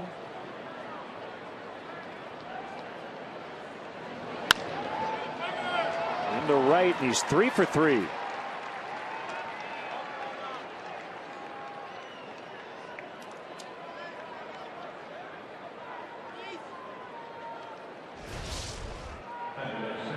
Craig having himself a real good offensive season. When you can cover that far off the outside corner and still hit the ball with authority to the opposite field, you're going to have a good year. He's very quick on pitches from the middle of the plate in, can extend his swing on pitches away like that one. Got an email from Steve O. Bob, why does Wellington Castile wear a catcher's helmet with a visor forward? It seems to be uncomfortable. It does shade your eyes a little bit more there. That area on the top of the cage right there, when the sun is directly overhead, it shines right through the bars and into your eyes. You can barely see the bill of that helmet. It just kind of covers up that area on the top of the mask, keeps the sun out of his eyes a little bit. That's not a new thing. I played with actually the younger brother of Rick Dempsey, a young man by the name of Pat Dempsey. Well, he was a young man at the time. That was back in, 1980, the first time I ever saw a catcher do that.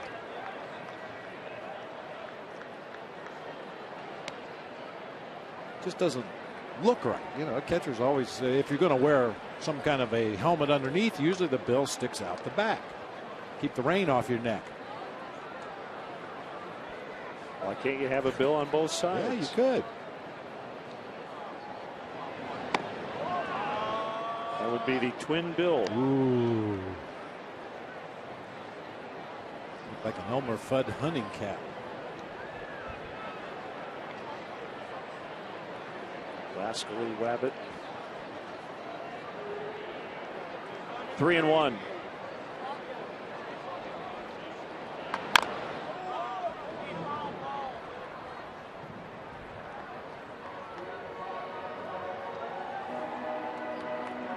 That's a good catch, though, Steve-O. Is that Steve-O? Is that who it was? Yeah, Steve O. Okay. We'll call him Steve-O, though. I like it.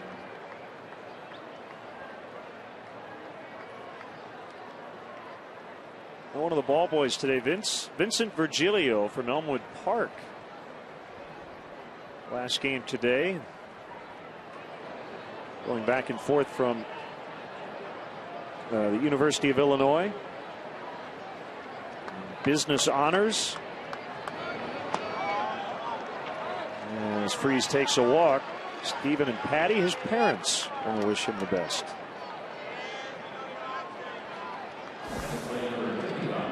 There you go. I thought he had a bill on the back, too. I guess not.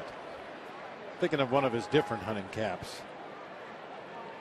Although, considering it was 47 years ago the last time you saw it, right? Your memory may have faded. Oh, my memory has faded. No doubt about that.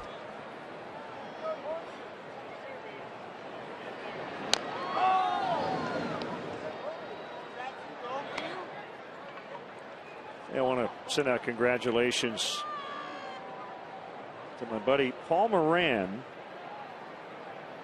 who was inducted into the Wheelchair Softball Hall of Fame recently. He participates for the RIC Cubs Care Cubs.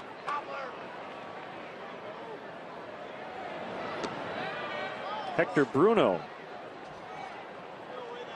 and Paul Moran shared the tournament MVP awards as the Wheelchair Cubs had the annual MLB sponsored World Series of Wheelchair Softball, and they won it. Nice going.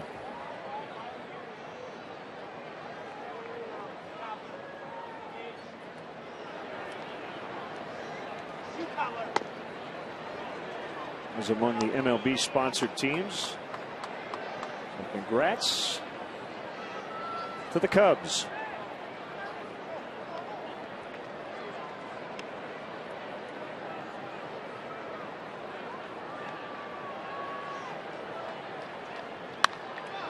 Schumacher lifts one high in the air into center, where DeJesus will make the play. And the inning is over. They strand two.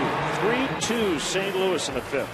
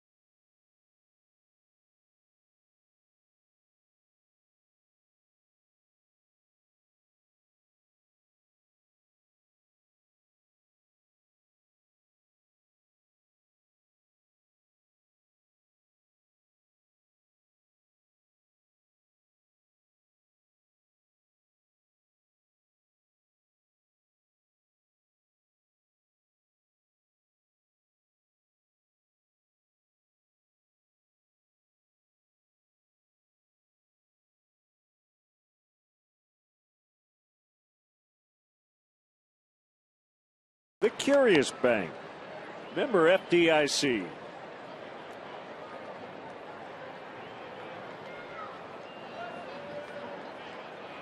1-0 pitch to Germano is low. 2-0 on the Cubs pitcher.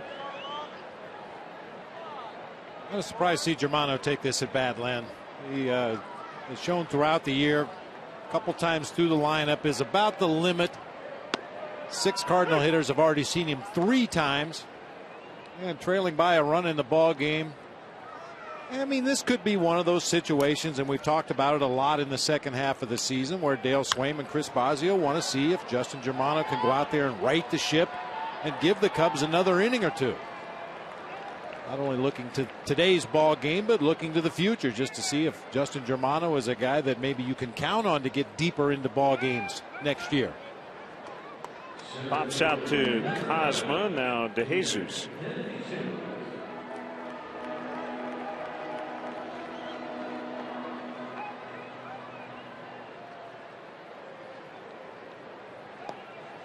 Pirates leading today 4-0 at Houston in the bottom of the 5th.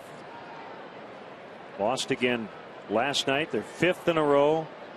They're 6.5 behind the Cardinals in the wild card. 3 games under 500.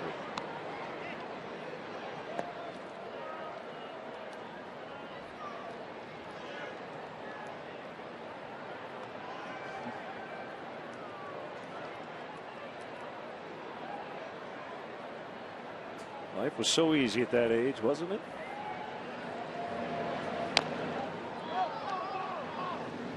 Spend all that time trying to grow up. Yep. What's the rush?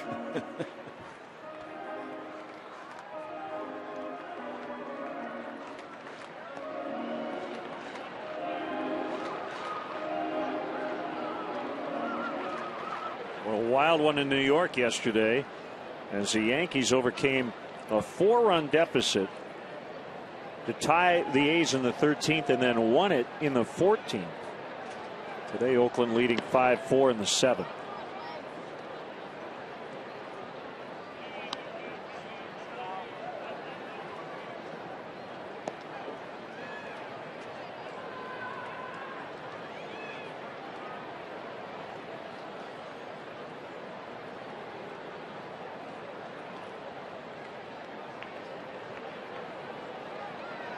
A wind in the 1-2. Fly ball well hit to left. Holiday will chase that one all the way to the vines. And it's a double.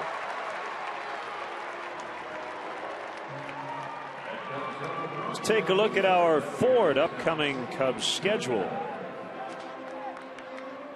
We're on the air early on Tuesday, 7 o'clock for the leadoff man. We'll have a nice long chat with Jeff Samardzija about his 2012 season. And then next weekend we're in Arizona against the Diamondbacks. Ford, manufacturers of more fuel efficient vehicles than any other brand. Check them out at your local Ford store or online at localfordstores.com. Chance to tie it here with De Jesus at second and Darwin Barney at the plate. Only one out.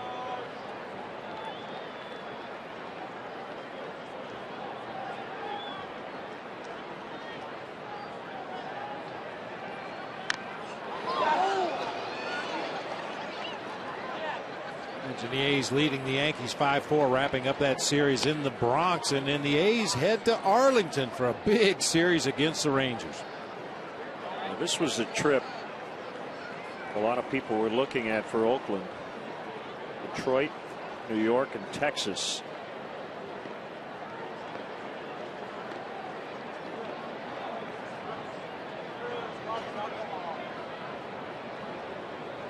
I think Tony Cruz bitten by that last foul ball. C.B. Buckner giving him all kinds of time to regroup back there behind the plate. Keeps flexing that throwing hand as he gets back into his crouch and gets ready to give signs.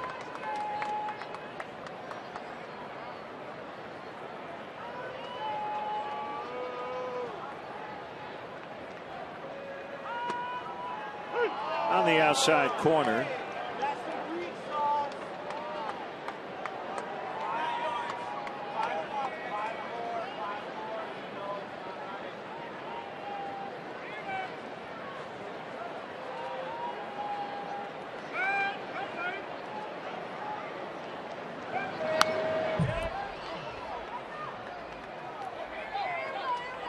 Let's step aside and see what's coming up on WGN.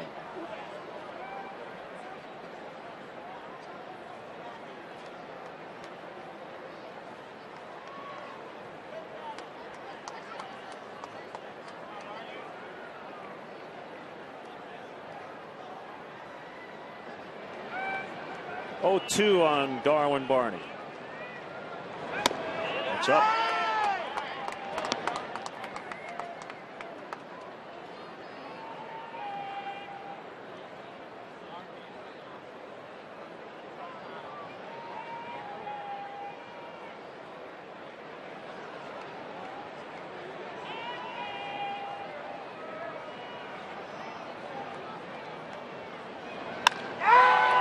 Center field, it's going to hold up for John Jay.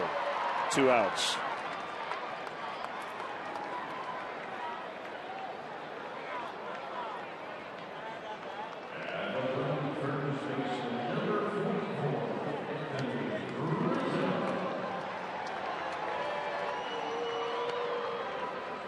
Carlos is one of those pitchers, Len. We've documented his statistics this year and some of the big starts he's had for the Cardinals, but he's just one of those guys that at the end of the day you go back into your clubhouse and you feel like you were on pitches, you feel like you had good pitches to hit, you just didn't do much with them. Well, that's because of the late movement and the command of those pitches. He rarely makes mistakes in the middle of the plate. When he misses, he generally misses in his favor. And some of the numbers I gave you earlier, it seems like he pitches his best when he has runners on base and has to execute good pitches.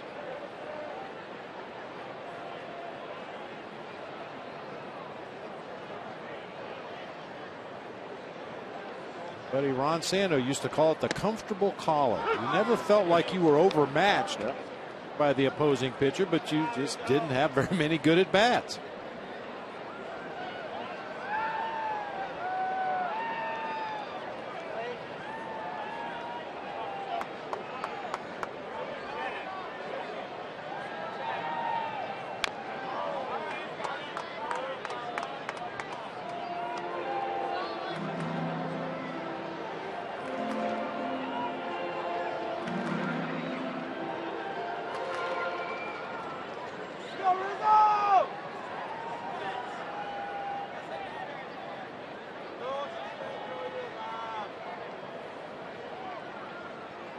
Jesus, the tying run at second. He doubled with 1 out. Now there are 2. And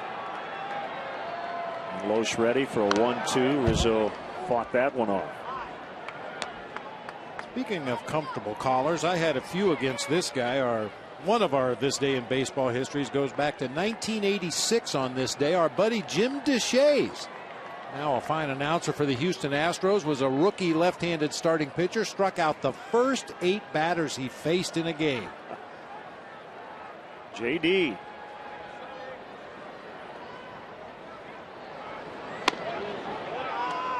You would always throw that 4-seam fastball just a little bit higher than you could handle. A lot of lazy fly balls.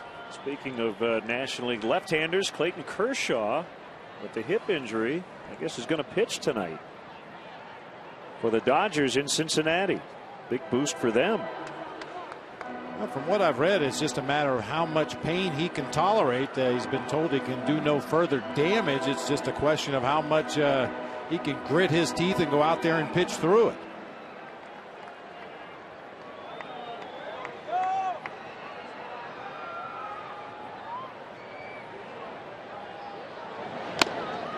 Foul tip, strike 3, and that'll end the inning.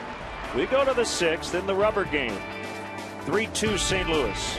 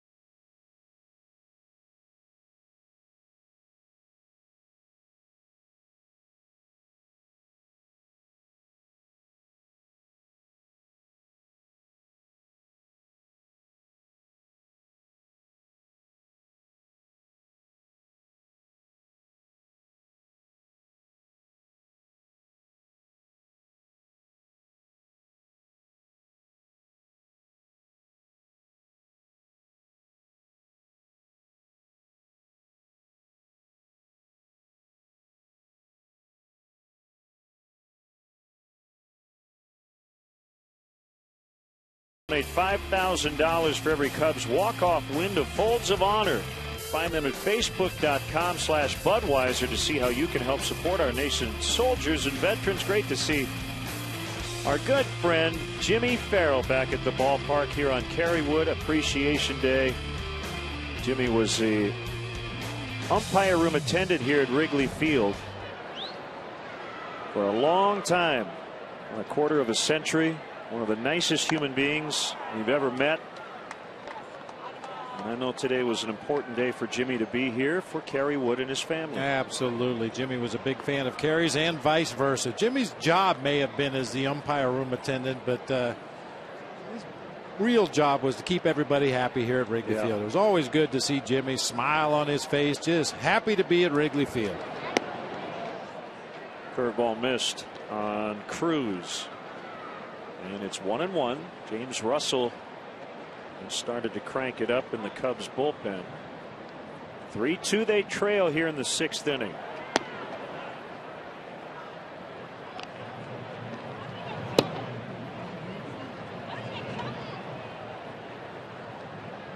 This is definitely a game a lot of other teams in the National League wildcard race are keeping a close eye on.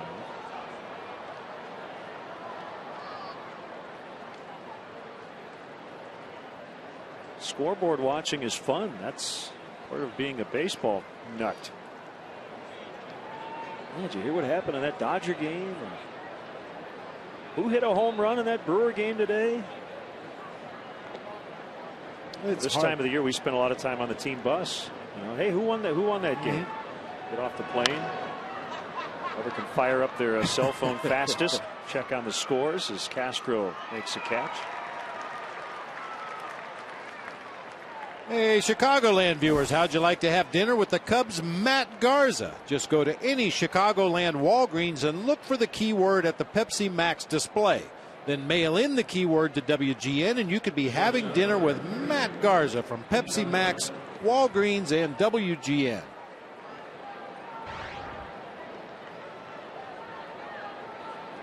Cosma's 1 for 2.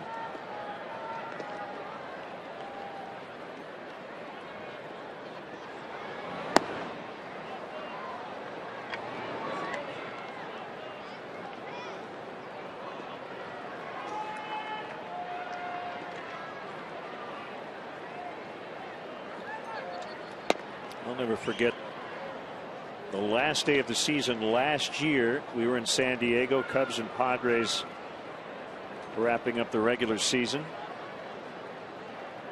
Little did we know, I'm sure Anthony Rizzo played in that game, that he would be the Cubs' future first baseman. I'm sure we ran into Jed Hoyer, maybe Jason McLeod working with the Padres. Little did we know they would end up with the Cubs as well. But we had a couple of monitors in our booth looking at those other games. That one was smoked out into the bleachers and left for a home run.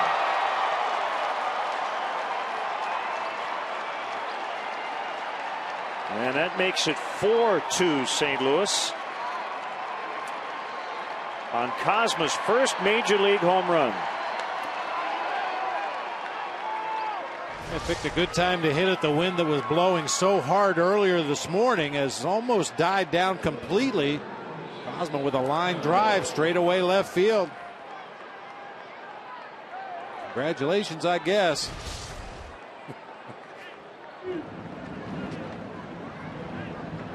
But that night we were monitoring the Rays and their huge comeback against the Yankees. Dan Johnson hit the big homer to tie it. And then Longoria won it. Well, the Red Sox and Orioles game was later. Chris Carpenter was pitching for St. Louis against Houston.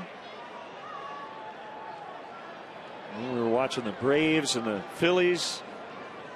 All heck was breaking loose on the final day. It was, I think, arguably the most dramatic day in regular season baseball history. Out as Loesch could not hang on to the bat.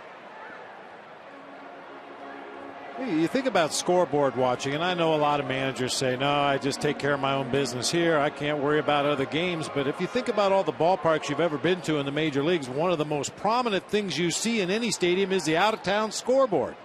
And usually it's right in your sight line as a manager. Tough not to see those out-of-town scores.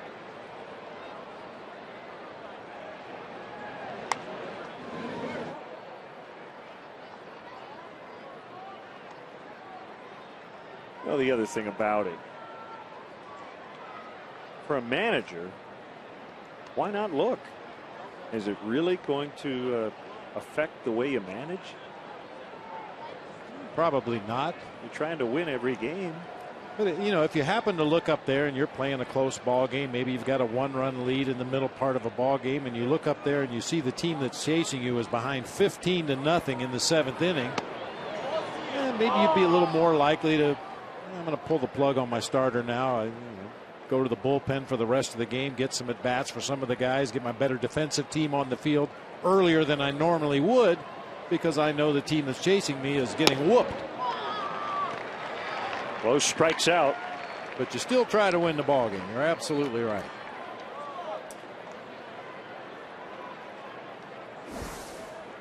Tickets are available for the last homestand of the season against the Astros on October 1st, 2nd, and 3rd here at Wrigley Field. To purchase tickets, visit Cubs.com, call 1-800-THE-CUBS, or visit the Wrigley Field box office. That'll be it for Germano. His left-hander James Russell coming on when we return in the 6th.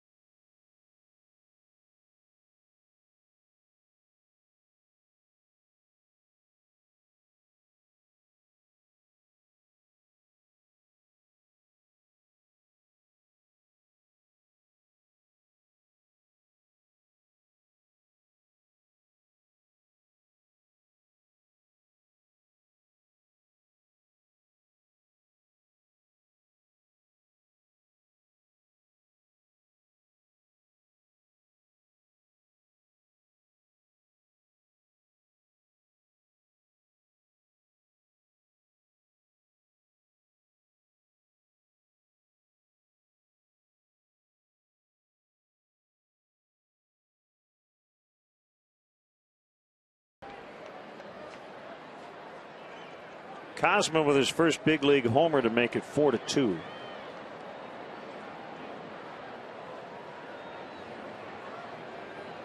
Kerry Wood fans, you'd have to use some advanced metrics to really determine if they were the biggest fans. Kerry Wood's got a lot of fans. Yes, he does. He will conduct the stretch with his family coming up in the 7th.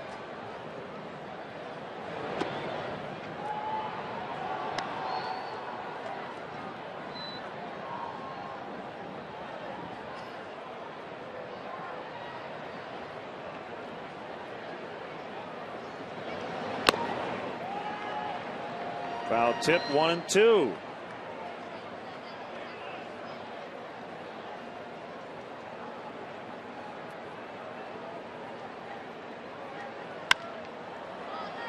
On the ground, Barney will field, and good quick throw, good stretch by Rizzo, inning over. 4-2 Cardinals midway in the 6th.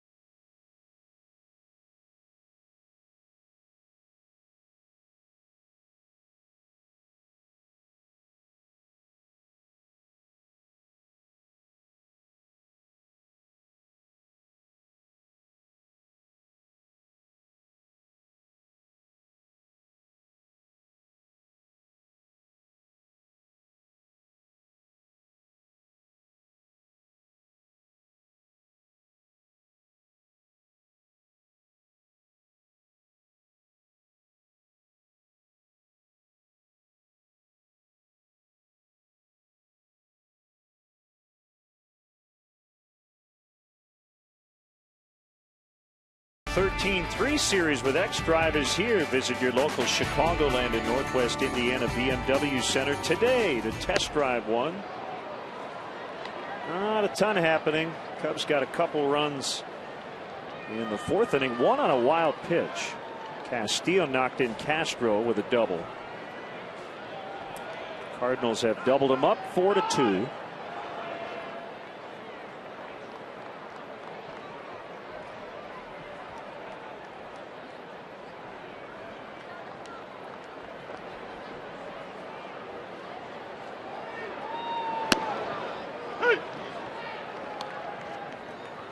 Milwaukee has grabbed a 5-2 lead with 3 in the 7th at Washington.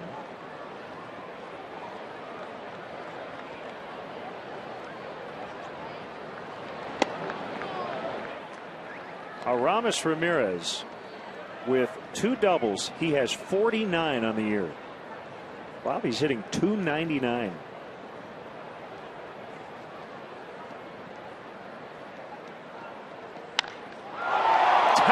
Blast by Alfonso Soriano and gone. That was up in the air for a long time. 4-3.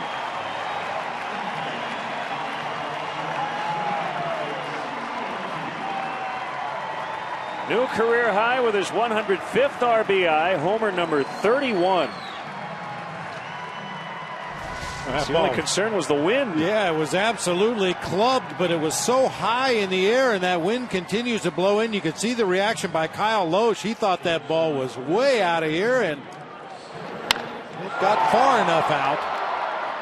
Well, on a normal day or maybe a little wind blowing out, that ball ends up way out onto Waveland Avenue, but as it is, about 2 or 3 rows deep in the bleachers. Crushed it.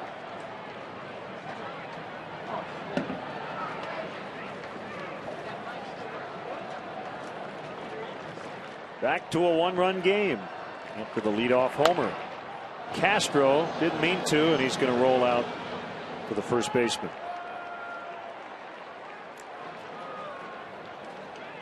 He's still very much in the mix in the National League. We talked about it the other day. I mean, Fonzie's been doing his part. It'd be nice if some of his teammates hitting in front of him in the lineup would get on base a little more often, give him some more opportunities.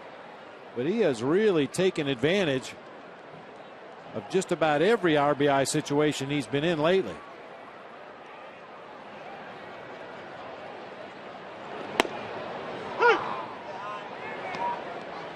When he steps in that right-handed batter's box, he's in scoring position.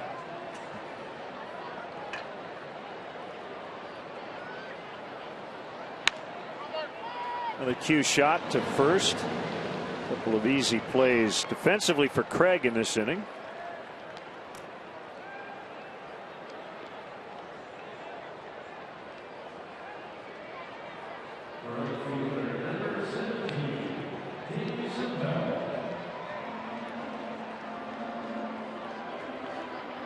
Dave Chappelle with 2 outs.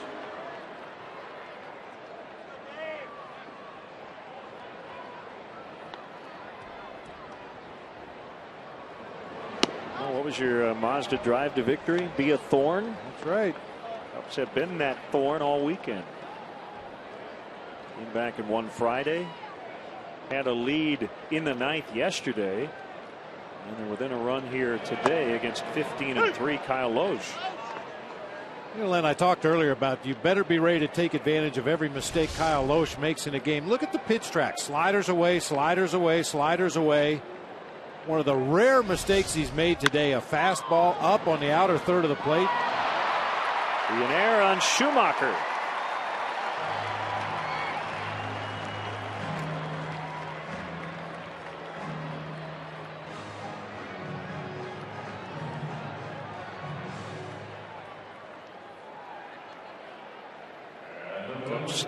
Still alive here in the 6th.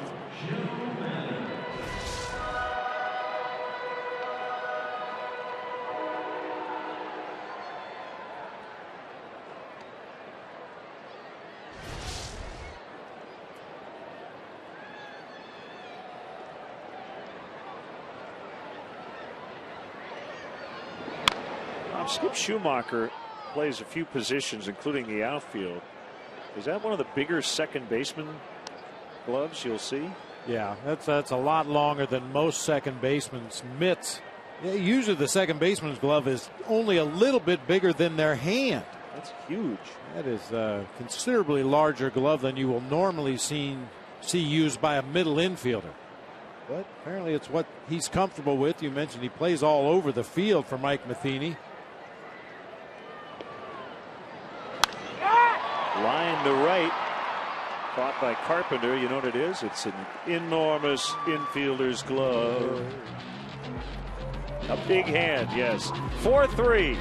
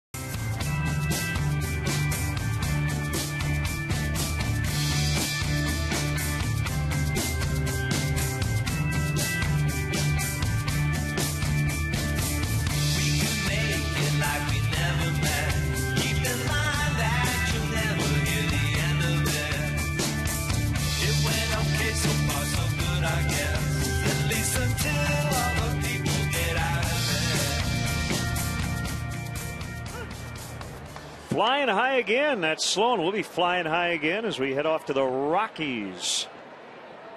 Playing the Colorado Rockies. That's our Bud Fan Cam, brought to you by Budweiser. Great times are waiting. Grab some Buds. Great Canadian power pop band Sloan. Saw a sellout show at Subterranean last night. Ears are still ringing. 0-2 on Carpenter.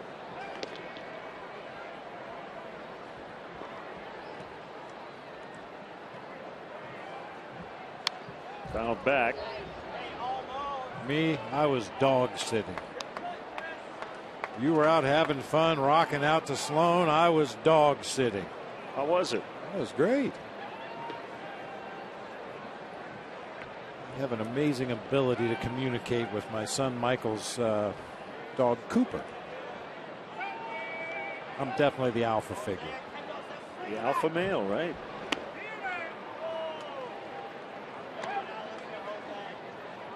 There is definitely a pecking order, and in the dog world, they want to know where they fit in. Oh, make no mistake about it. Cooper knew where he fit in last night. There's only two of us in the house. Which doesn't explain why I had to bounce up and take him for a walk 6 times last night. Those false alarms.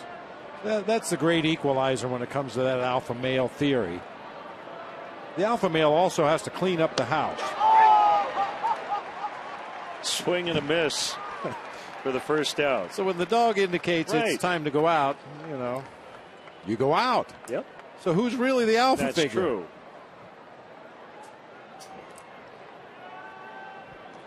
Dale's going to make a double switch.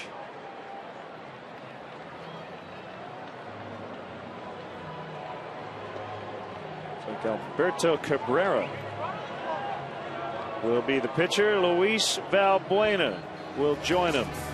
Flying high again. Last road trip coming up. 4-3 St. Louis.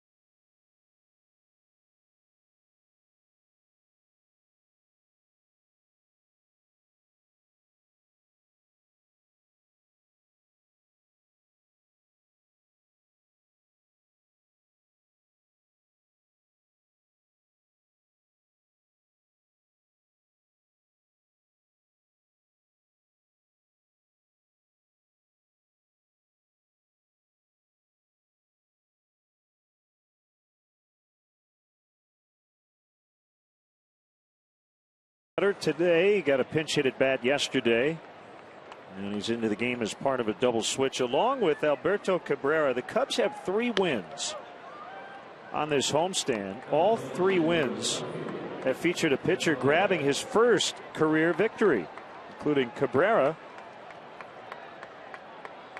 on Friday.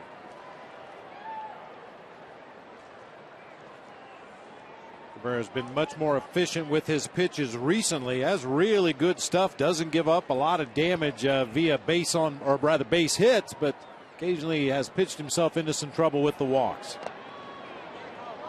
In the dirt on Matt Holliday. 1 ball, no strikes.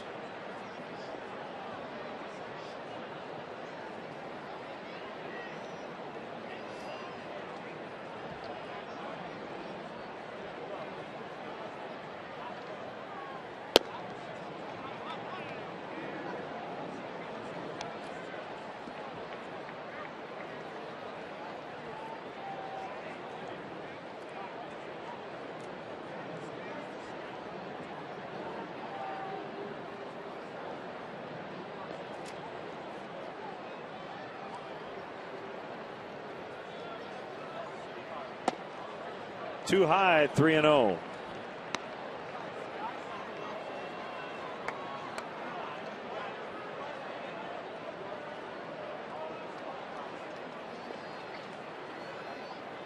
Spazio working with these young relief pitchers, just trying to limit those walks. Jay Chapman had a couple walks come back to bite him in the 10th inning in the ball game yesterday.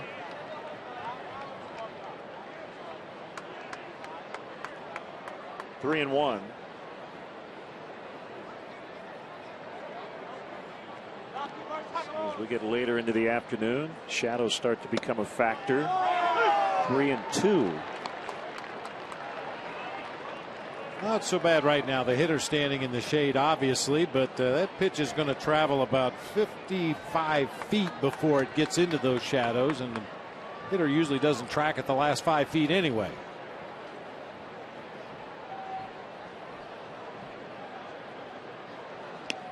Way outside for ball 4.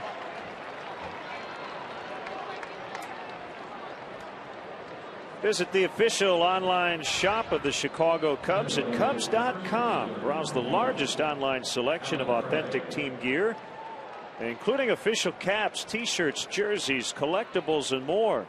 Get your team gear straight from the source. Shop the Cubs.com shop.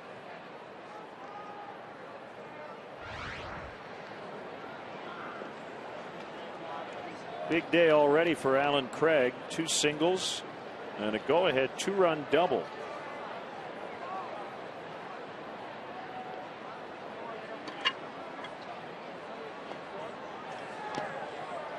Down by Castillo. Ball 1.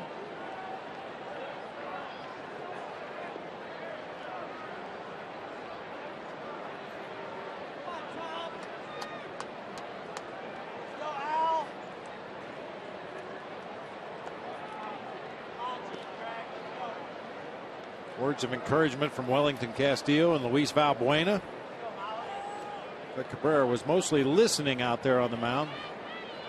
That's ultimately the point that Dale Swaim and Chris Bosio would like to get to, so that the pitching coach doesn't have to run to the mound every situation and remind a pitcher what it is they want him to do. They want the catchers to take a more hands-on role handling the pitching staff.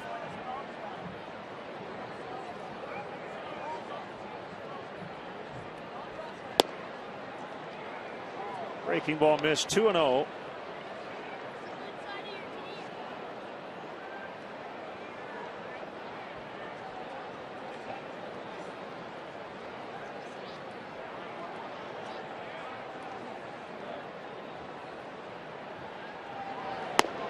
Hey. 2-1.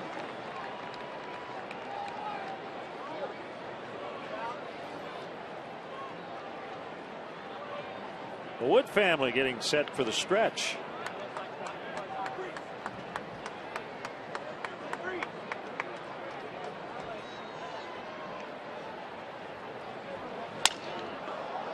Popped him up. Castro took a look back and realized he was going to have to make the catch. He does. And there are 2 away, and it's David Freese.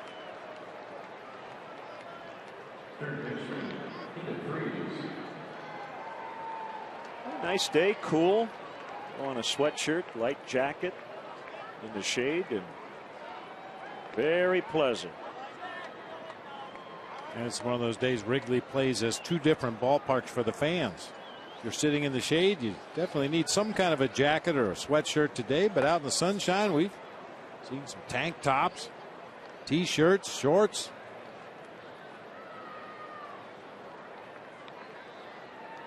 Well, it's a St. Louis Chicago doubleheader today. The Bears took care of business 23-6 over the Rams.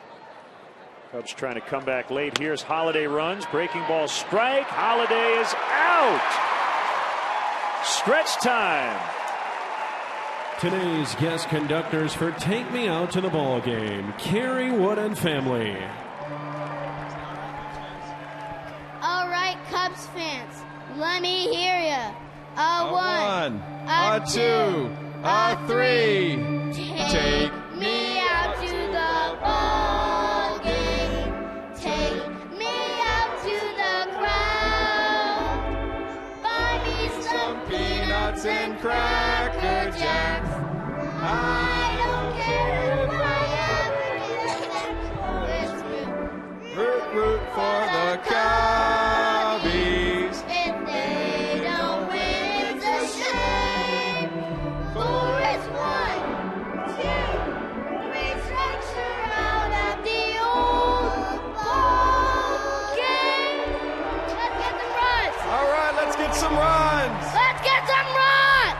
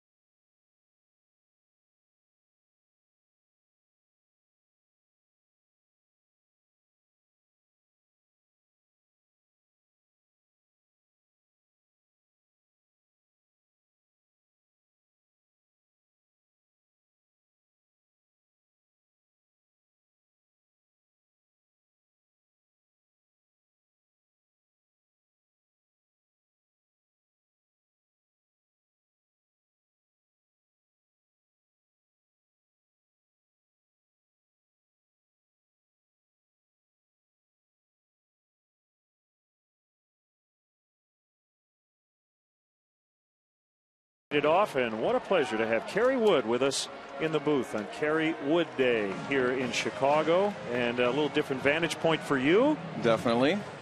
I found myself cringing on every fly ball for a little while until you get used to it. The game looks a little slower and a little easier up here. Much you can see easier everything up here. Much easier up here.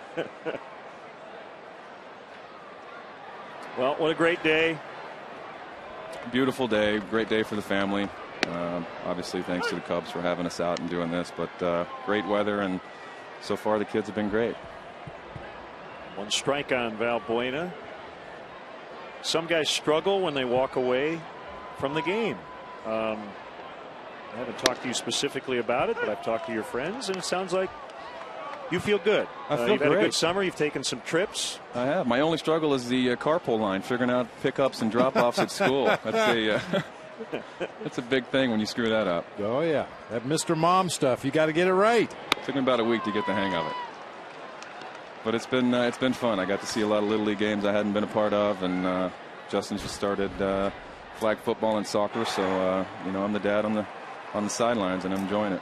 Here's our AT&T U-verse replay against the White Sox. A nasty breaking ball to get Dion Viciedo, and what a moment here. Justin came out. Yeah, you can't write that any better, and it wasn't planned. Justin was just supposed to be in the dugout, and the guys kind of sent him out, and you can see he locked up right there. He got out there and realized how many people were actually in the stadium, and he wouldn't let go. So probably top moment of my career right there. Nice. See what's possible with AT&T U-verse high-speed internet. AT&T, rethink possible. Well, let's get the baseball stuff this year out of the way. The stuff was still there, Kerry, but I know the recovery time was very difficult, right? It was. You were still Actually, throwing hard. Just watching that was probably the best breaking ball I've thrown in about 3 years. That was the last one. But yeah, it was a combination of things. I think kids are getting older. Body wasn't responding as well as it needed to be, and handcuffing Dale with the pin and putting younger guys down there in situations they might not have been ready for, and because I couldn't recover and come back, and I go out there and throw 7 or 8 pitches in an outing, and found myself needing 2 days to come back from that. So that's just you're really handcuffing your manager when you're doing that. So and I wasn't throwing the ball that well either. So and it just got to the point where it was taking too long to get ready and come back. So it was just it was time. Well, your career was almost over a few years ago, and I know you had contemplated it at that point, and to come back and have the career as a reliever that you did. I mean, to do both so well. You always had starting, I know, in your blood, as that's going to be caught. Can we keep you here for a couple more minutes? Absolutely. Talking with Kerry Wood. 4-3 St. Louis as we go to the 8th. Great moment before the game, the ceremonial first pitch.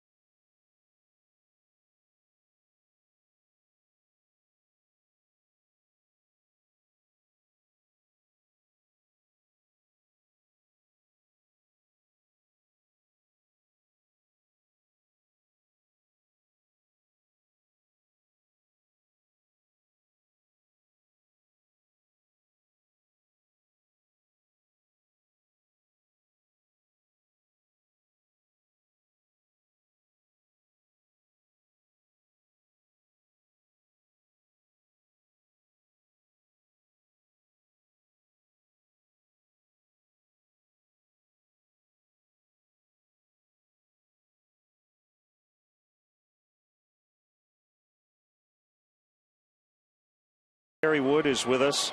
So as I was saying, you did both in your career, and I know throwing the first pitch and last pitch of the game is ideal, but did you learn to appreciate being ready to pitch every single day as a reliever? I did, and it took me a little while to get used to it, but I did. It grew on me, and I did learn to appreciate it and have a whole different respect for the guys down in that pen on a daily basis that maybe as a starter or a younger player I didn't.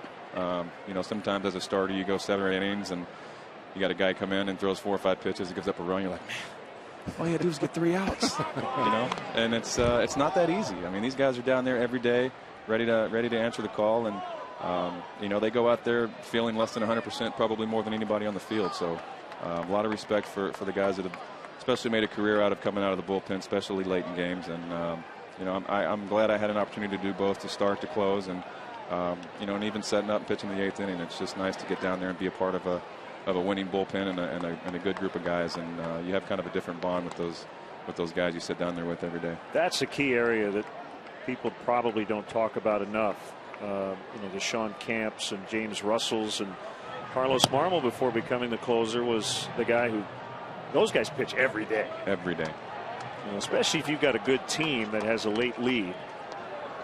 You've got to rely on somebody to make 70, 80 appearances and get the ball to the closer. And usually they come into the game with runners on base, or they're facing the middle of the opponent's lineup. There's never really an easy outing for those guys late in the game. There's not, and I kind of lucked out. I don't know if it was time or age or both, but you know, when I was closing, obviously you get you know when you're going to get days off, obviously when you're behind in the game. So but those guys never feel like they're going to get that day off, so they've got to be ready. You know, for all 9 innings. So it's a tough job.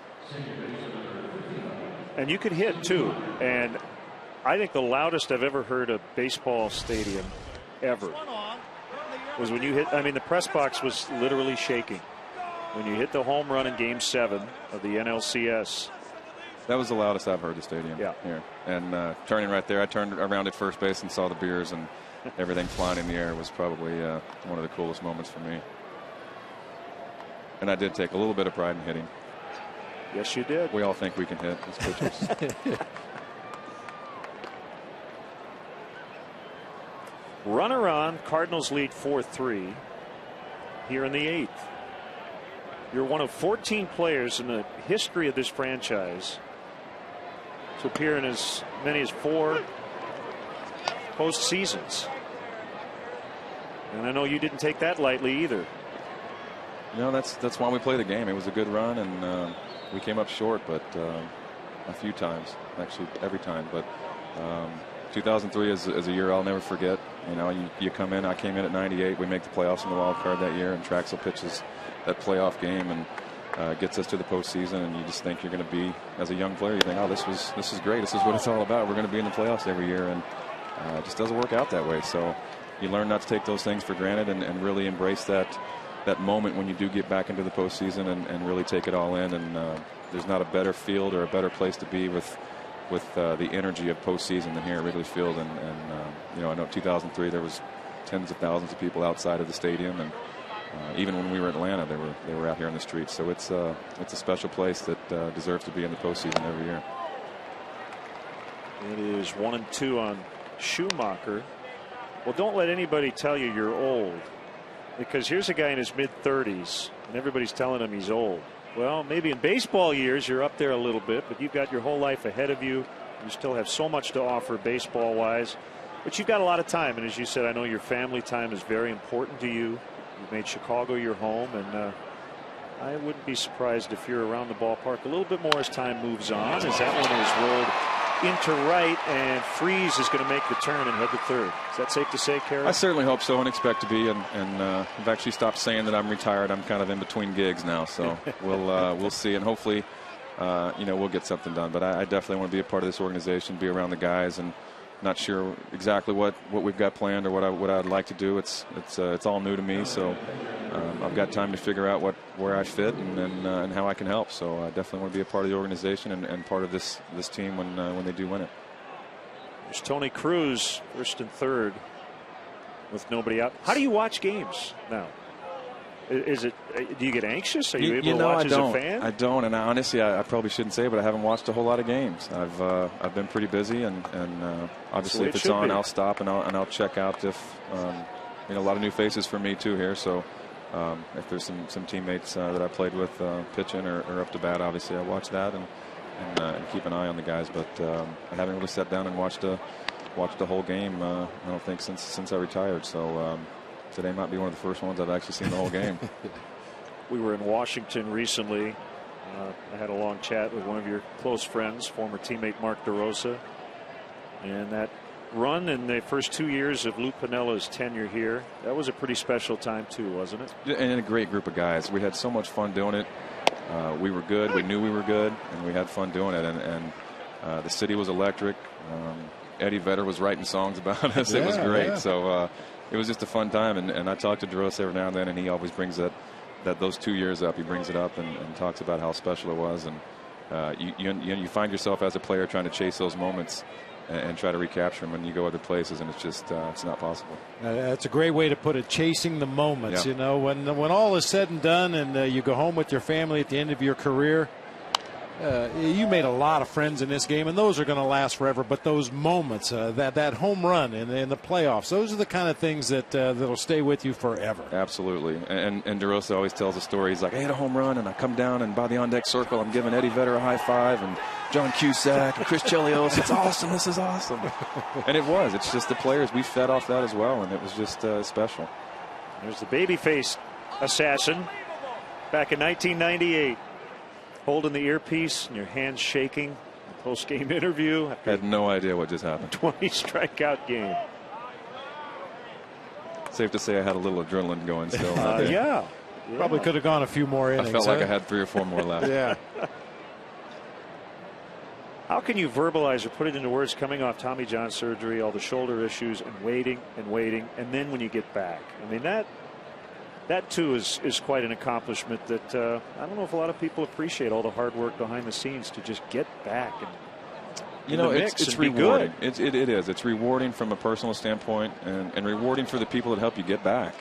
The support system that's around you, that's my wife and family that deal with me coming home one day saying I feel great, I think I'm going to be able to do this again, and then you come home 3 days later and say I'm never going to throw again. For them dealing with that, and the physical therapists that you're working with on a daily basis, and that's a 7-day-a-week job. It became a 7-day-a-week job for Brett Fisher out in Arizona, and sleepless nights for everybody. But it's rewarding for everybody involved in that whole process, and at no point was it ever easy, but I still thought there was some baseball left. Well, that's what makes it all worthwhile, right? Absolutely. If it were easy, everybody could do it. And it changes you, obviously, as a player. You have to adjust some things that maybe you did differently when you took them for granted. But it changes you as a person, too. Absolutely. Gives you a different perspective, not only on the game of baseball, but on life itself. Yeah, I changed mechanics. I changed arm angle a little bit. You change the fact of when you come to the field, you actually take everything in and take absolutely nothing for granted. And every moment, and regardless if it's a Tuesday game against Pittsburgh in July, you take in something that happens in that moment, and you really you take it in a little bit more and appreciate it more. There's ball 4 to load him up here. Gary, this is a good opportunity for us and for our fans, because we don't get to talk to a lot of guys who are just on the field as players, as Dale's going to come out and make a change. So we'll get into this. No, we're going to keep it here. Okay. We're going to keep it here during the pitching change as Dale comes out. But the camaraderie in a clubhouse and on the team planes and things, and people often ask, when the team's good, what's the clubhouse like? When the team's struggling, what's the clubhouse like? By and large, you walk into any clubhouse, no matter what the record is, it's a good clubhouse. Yeah. Chemistry is kind of a tough thing to define, but I know guys get along and have fun, and you really have to. You're together so much more than even your family during a summer, right? Well, not to mention you're in a big league clubhouse. That kind of helps. You really look around and realize where you are, and obviously you don't want to be content with just being there, but you are in a big league clubhouse. You need, at some point you need to act like you belong here, and you've earned it. But it should be a good clubhouse, and these guys are all good guys. We're all fighting for the same thing. We want to get to the best part. We want to get our game to the best level we can, so we can go out and get into the postseason, and that's the ultimate goal. And you have baseball teams over, you have turnover and guys are floating around all over the place. But again, it's such a small family when you just talk about the Major League Baseball player that we all get it. We all get it. So winning helps a lot of that. We were joking around a little bit earlier about alpha males. I had a dog sit the other day. And, the same phenomenon happens in the clubhouse, though. When you were 20 years old, I imagine you just sat in the corner, kept your mouth shut and your ears open and tried to stay out of the veterans' way. But there comes that time when you look around the clubhouse and go, wait a minute. That's me now. Yeah. I'm the senior citizen here. Yeah. How did that feel when you made that realization? It was a slow process for me. I kept my mouth shut for about 3 or 4 years and didn't say a word and just watched the veteran guys. I was around Tappanees and the Rod Becks and the Gracies and I can go on and on. But and Gary Gaetti there for a little while, and just you just watch what those guys do and how they handle it and how they handle the bad ones and bad streaks and things that they say when they address the team. And you just kind of take it all in, because at some point it's going to be your turn to stand up and say, hey, we've lost 10 out of the last 11. We need to get it. We need to get our heads out and let's get something going. So, but you really just it comes from previous players and going through it as a young player and having that experience. See Adrian Chambers running for Freeze at third. And Michael Bowden's done a nice job and has been given more responsibility as he has continued to pitch well.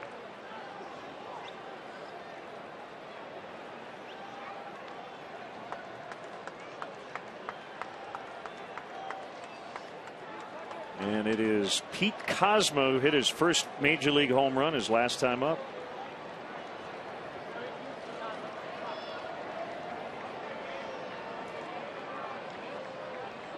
Bases loaded, nobody out, and Bowden's first pitch is taken for a strike. Well, Kerry, we're on WGN, and I know it's been great for you throughout your career that a lot of your family and friends all over the country have been able to watch your exploits here in Chicago. But what do you have to say to all the Cub fans out there who followed your career? It's been fun. I had a good run. It was thank you obviously for all your support through the injuries, and we've had a lot of ups and some downs. But like I said earlier, it's been I'm leaving here with a lifetime full of memories, and couldn't think of anyone better to share them with than the fans of Chicago. I mean, I really don't think that there's a better group of fans in all of sports and passionate. So thanks for the support. Obviously, my family and I appreciate it, and it's been a good run. Ready for a 1-1 here. Cubs trying to keep it close. And that's deep to right as the runner's ready to tag. Sapelt makes a catch. Chambers will score. Also on the play, Schumacher will move over to third. And what about the new baseball field here in Chicago? I just saw some pictures of it a couple innings ago. We've got our groundbreaking on October 11th. So October 11th. Yeah, okay. it's coming. So we hopefully, provided that we have a decent enough winter, we should. I think we're planning on opening up in April. Do we have a name? Is it Kerrywood Field? Kerrywood Cubs Field, I believe. Cubs Field. And it's going to be a beautiful facility. It seats about 1,100, 1,200 people. Great concourse, dugouts, and the whole 9 yards. So it's going to be a great place for the high school kids to be able to utilize and play some games, and finally have a nice big stadium here in the city for the older kids to be able to play at. All right, how'd you get Beltran out? Walked him and got to the next guy. There you go. Got a base open.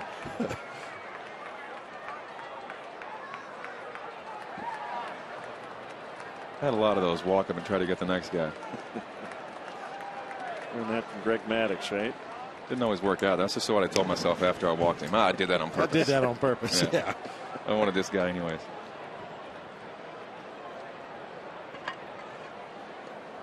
It's not only Kerrywood Appreciation Day at Wrigley Field, it is Kerrywood Day in Chicago and in the entire state of Illinois. The mayor and the governor proclaiming it Kerrywood Day. Even in Belleville and East St. Louis, because they're still in Illinois, it is Kerrywood Day. Actually, Kerry, I noticed you got a standing ovation from everybody wearing red here, and I think that says a lot about you and your career, that even the Cardinal fans here were acknowledging your career. One of probably the best stadium to go play in as far as true baseball fans on the road. These guys know the game. They respect the players. They respect the other players. Not many stadiums when you see an opposing player make a diving catch in the outfield where the opposing fans stand up and give the guy a cheer. So these Cardinal fans are just as special as Chicago. But we had some good rivals. I had some great games in St. Louis here against the Cardinals as well. And like I said before, it always, from a player standpoint, you kind of get lifted for that series. It's a big series for us as well, and we were always battling for that first spot. 1-2 from Bowden to Beltran, just missed the outside corner. I loved when Jim Edmonds came here. Cub fans booed him. They didn't like him. You're a Cardinal. You're always a Cardinal. And then slowly but surely take a walk in a big spot. He'd hit a game-tying homer. He'd make a catch. By the end of that year, he was a Cub. He hit 18 homers in the 2 months he was with us. Yeah, he was hitting like $120 when we got him. I remember Jim Hendry came to me and said, "We got a chance to pick up Edmonds. What do you think?" I'm like, "We should probably pick him up yesterday." I think he's outstanding. I can't stand the guy because I played against him for so long, but man, he got over here. Seriously, he was probably one of the top 2-3 teammates I've ever played with. The guy was tremendous. He was great with the young players. He was great with the veteran players. I mean, he was so smart in center field. Knew the league. Obviously, he'd been in the league for a long time, and what a great pickup we made that year with him. He was a great teammate. Ready for the 3-2 on the ground and a base hit to make it 6-3. On the play, Cruz will head over to third. Kerry, we'll let you enjoy the rest of the day with your family. Congratulations on a great career, one of the great Cubs of all time. And you're always welcome in our booth. You know that. Guys, I appreciate it, and thanks again for today. Thanks, Kerry. Good to see you, Woody. Oh, thank you. Number 34, Kerry Wood.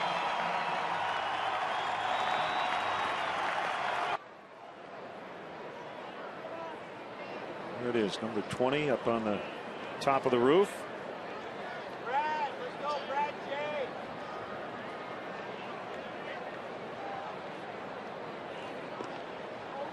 You can tell he's comfortable with his decision, you know, and I've talked to people who know him well, and just the fact that he hasn't watched a lot of baseball, I think that's a good sign. You know, he wants to be a dad and a husband full time. Give him a lot of credit for that. Runner's going to hold. Cruz will not try to score.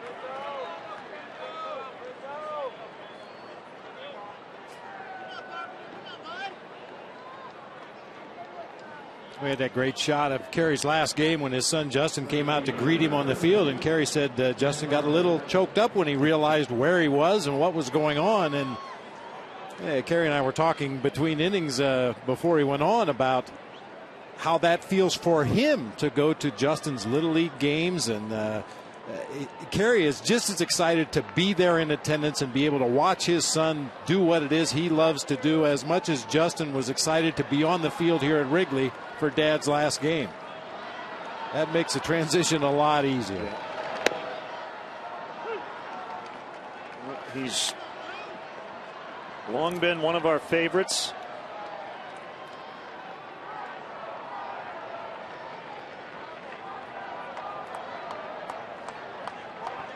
And you know, he was Ronnie's favorite too. He and Ron Santo had such a great relationship.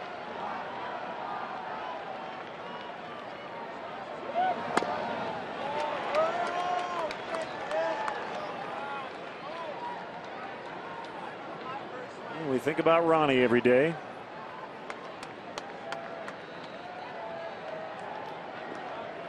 Into the Hall of Fame posthumously in July.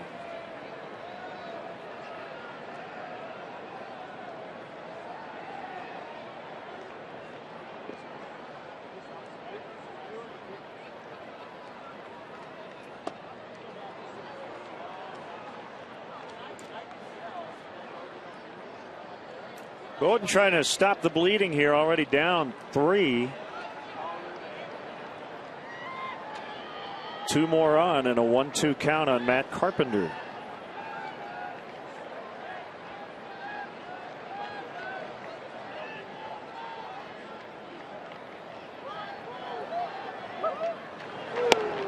Inside. And that's what he's been doing lately. Pulling Hall of Famers out of the ivy. Andre Dawson. Great commercial. What year is it?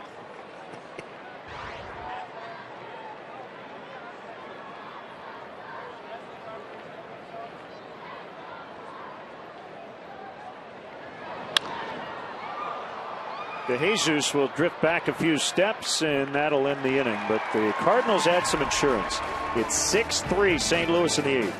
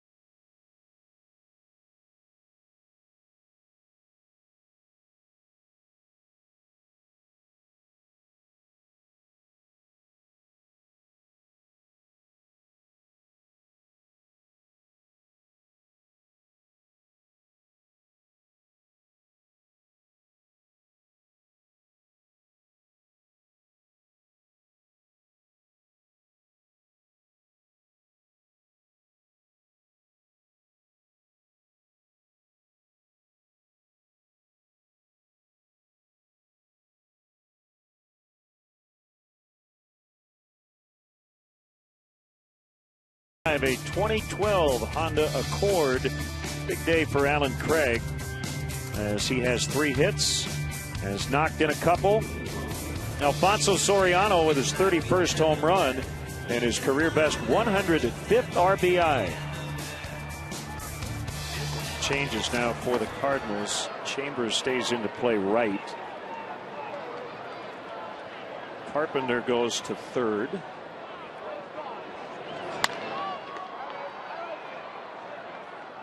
Descalzo, that's Daniel Descalzo now playing second. And the new pitcher is Mitchell Boggs.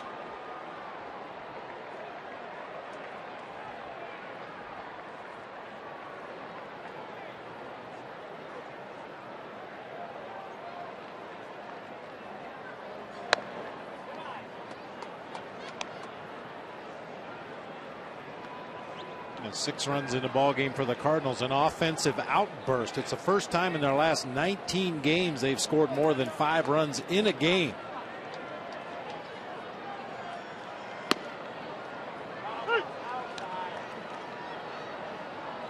Boy, they've got one hard throwing reliever after another in their bullpen.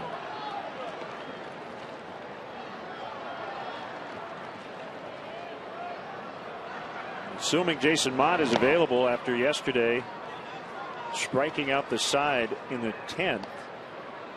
Mott possibly, depending on the score, could be looking at a shot at his 40th save of the year. He has saved the Cardinals' last 5 wins. Boggs has been pretty busy as well. Got him on a high heater at 97. The biggest difference between these two bullpens right now, the Cardinals and the Cubs, because of the velocity, is the Cardinals work vertically in the zone. You're going to see a lot of high fastballs like the one you just saw from Boggs to get Rizzo, whereas a lot of the Cub relievers, Sean Camp, James Russell, Michael Bowden, Bob, they've got to work east to west. Yeah, inside, outside, put that hitter in a rocking chair, use a sinking fastball to push him off the plate, back away with a slider. Mix in an occasional backdoor sinker. Really have to mix it up. When you're rushing it up there in the high 90s, you've got a little bit more margin for error. You just kind of aim for the middle of the plate. And if it happens to stray up in the zone, usually you're going to be okay because of the added velocity.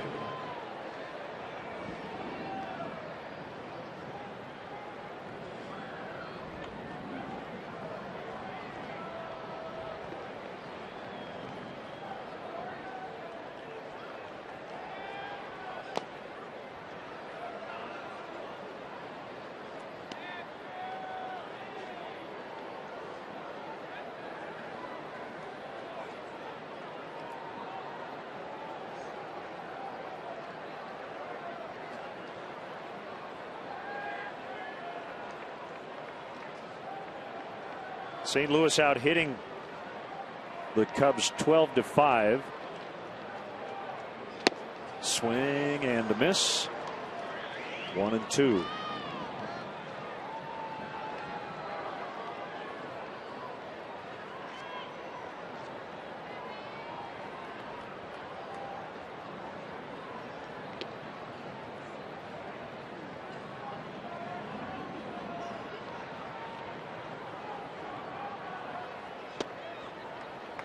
These are sliders at 90 miles an hour.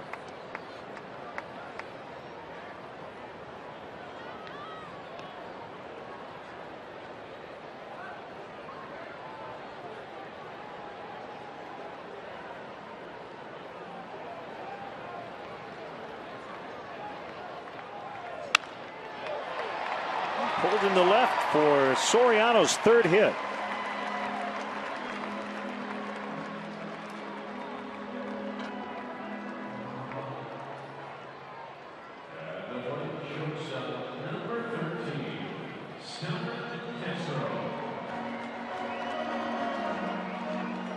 Wind has turned around a little bit once again. Imagine that. Wind turned around at Wrigley Field. It was kind of blowing from the left field corner toward the right field corner, but now going straight in from right center field, right off the lake.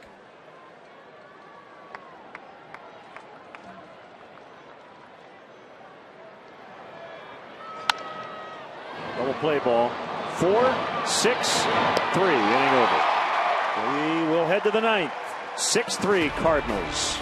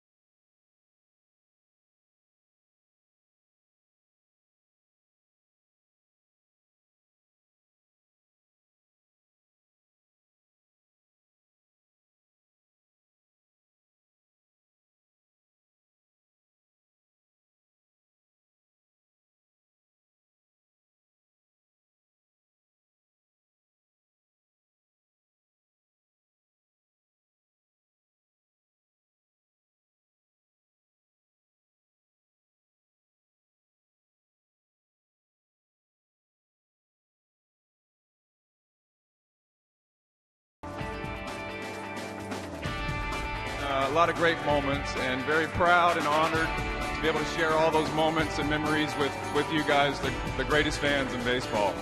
Thank you very much. Today's Budweiser player of the game. We're going to give it to Kerry Wood. Budweiser, the official beer of the thirst inning. Great times are on deck.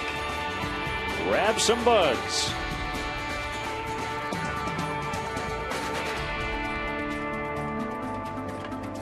Here's Miguel Sokolovic.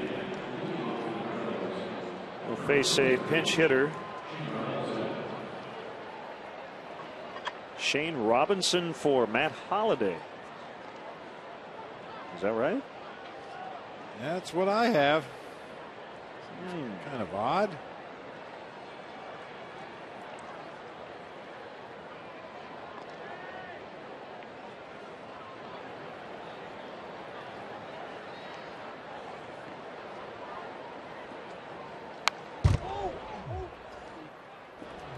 Checked his swing, fouled it back.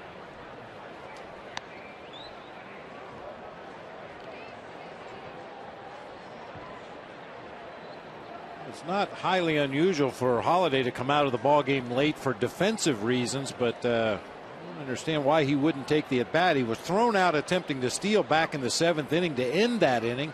Didn't see any sign of an injury or anything at that particular time, but makes you wonder. Yeah, makes you wonder.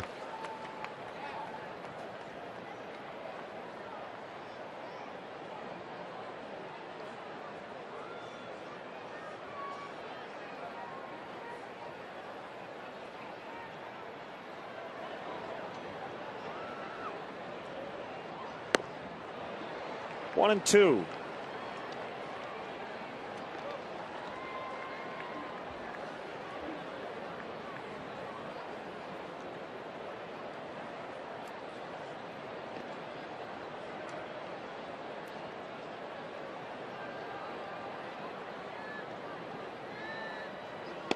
Swing and a miss, strike 3. We mentioned that stolen base attempt to end the 7th inning. He had walked and then tries to steal second with the head first slide here. It's thrown out easily by Wellington Castillo, but as I mentioned at the time, it didn't appear that anything had happened on the slide into second base. He stayed in the ball game at that point, but Shane Robinson to take the at bat here leading off the 9th.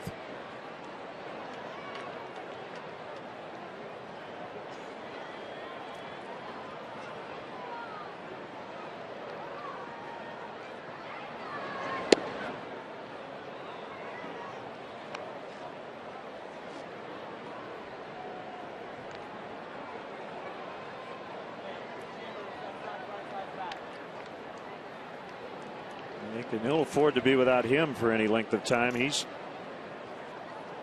been an Ironman this year. Matt Holliday's played in now 149 of their 153 games. Yadier Molina not in the lineup today because of back spasms suffered late in the game yesterday.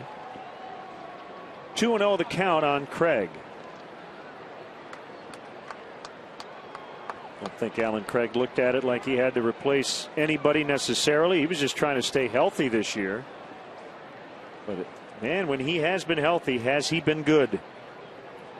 Had offseason knee surgery, so he started a month late. Later had a hamstring strain that cost him 14 games on the DL. But as the Cardinals try to replace Albert Pujols and really Lance Berkman, who's barely been a factor this year due to injuries, Alan Craig has stepped into the void. Slugging .543 with an on base of .361.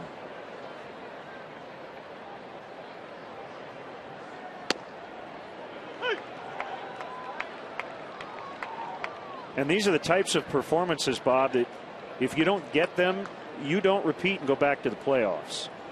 You need somebody to step up, yeah, and you never know who exactly it might be that fills that void and gives you those numbers and gives you that production that you're looking for.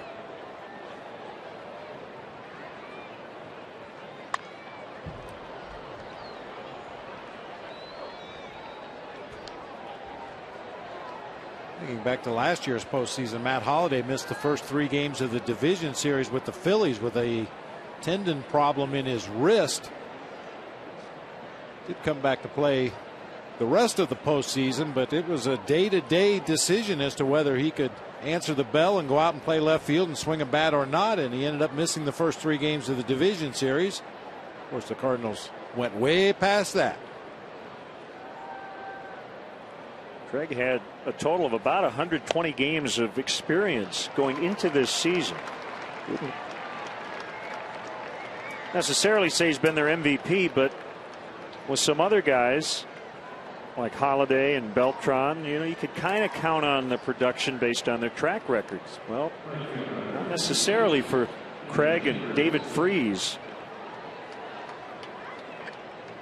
Chambers pinch ran for Freese in the 8th, stayed in to play right, so he'll get the at bat here in the 9th.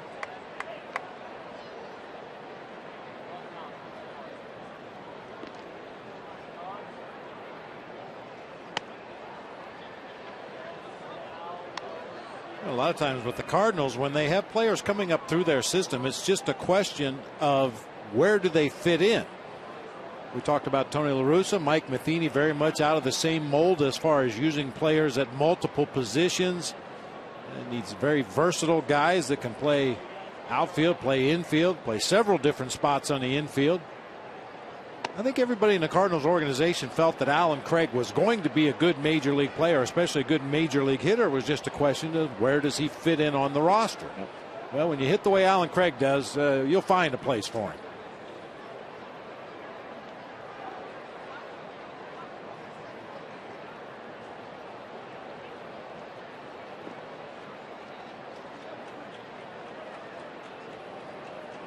Would certainly behoove the Cardinals to win and to hang on here late, because their closest pursuer also won today, the Brewers, with a 6-2 win at Washington. So they're now 2 games out as the Cardinals try to push it back to 2.5.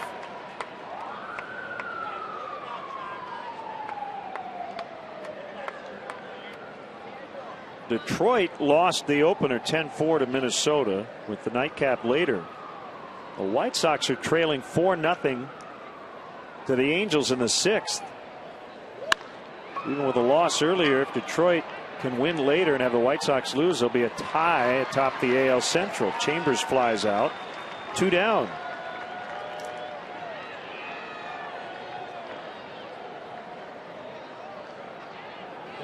Tough loss for the Phillies, 2-1 at home against the Braves. Well, they could be 5 back by the end of the day. Arizona tied at Colorado's 3-3 in the 6th. Diamondbacks could jump ahead of the Phillies. They started the day 4.5 out. Descalzo lines to Sapelt. And we'll go to the bottom of the 9th. Cardinals lead by 3.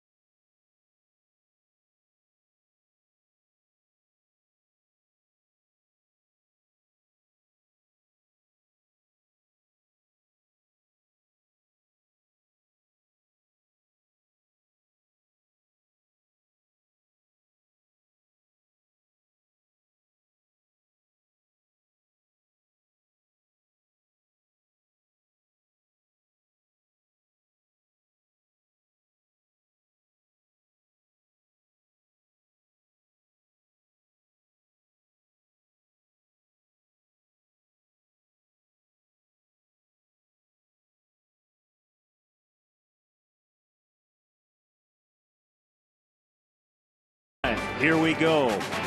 Pepsi Max, the official soft drink of Major League Baseball. 0 calories, maximum Pepsi taste.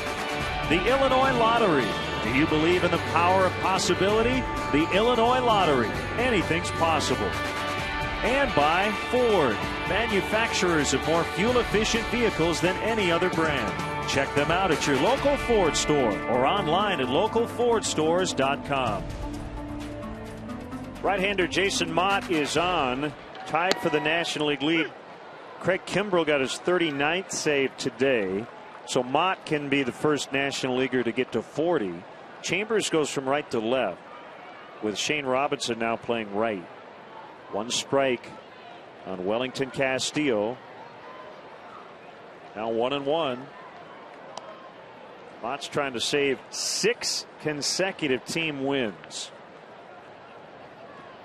His last 2 saves, including yesterday, struck out the side both times. Yesterday it was Barney Rizzo and LaHare to end the ball game. Look at the whip, 0.94. Pretty solid. Blooped into right center, and it's going to drop. Leadoff single for Castillo. Well, keep going to extras against the Cardinals. The Cubs on this homestand have played 3 extra inning games over the last 4 days.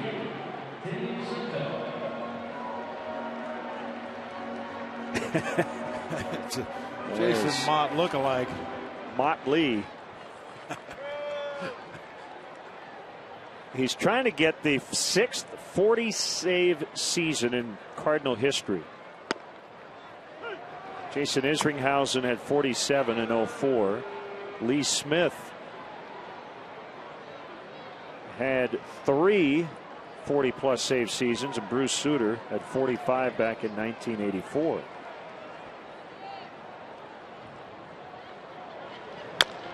Sapelt chops it. Mott will take it by himself. 1 away.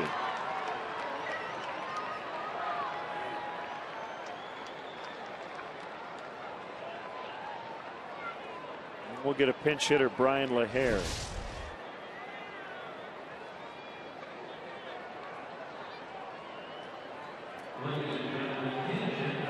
Mott, a former catcher, decides why risk a throw. I can beat him to the bag myself, and outruns Dave Sapelt to get the out at first. Castillo moving into scoring position with 1 out.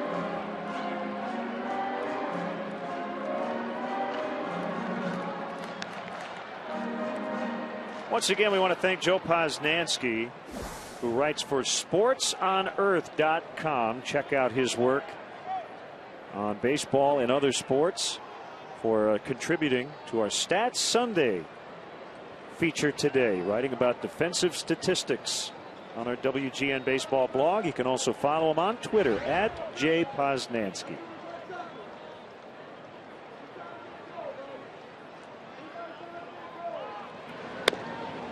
And we'll wrap up our Stats Sunday feature by going back to the 1969 Baltimore Orioles. That's pretty good, huh? You hit it, they catch it. Especially to the left side.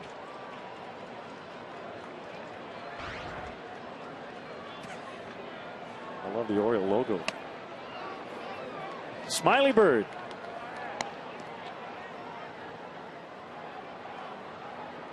Smiling today, though. The Orioles lost at Fenway 2-1. Orioles still just a game back, though, as Oakland beat the Yankees 5-4. Big win for the A's. LaHare grounds to first. 2 outs, runner at third. Last chance now, and it's Valbuena.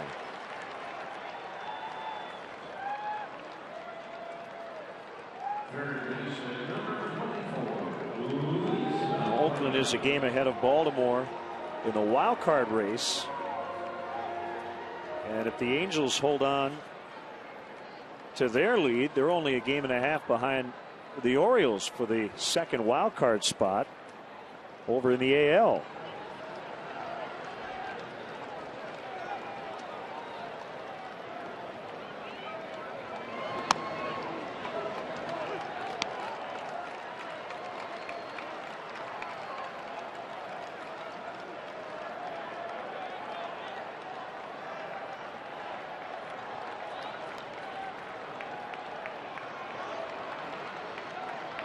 0-1 pitch. Now 1-1.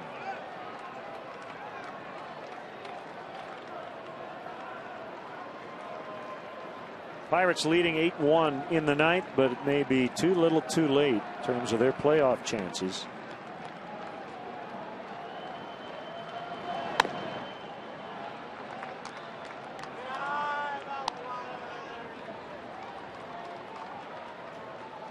It takes some kind of a miracle now for the Pirates to find their way to the top of that wild card race. I think at this point, getting back to 500 would be a reasonable goal for the Pirates. On the corner. 2-2.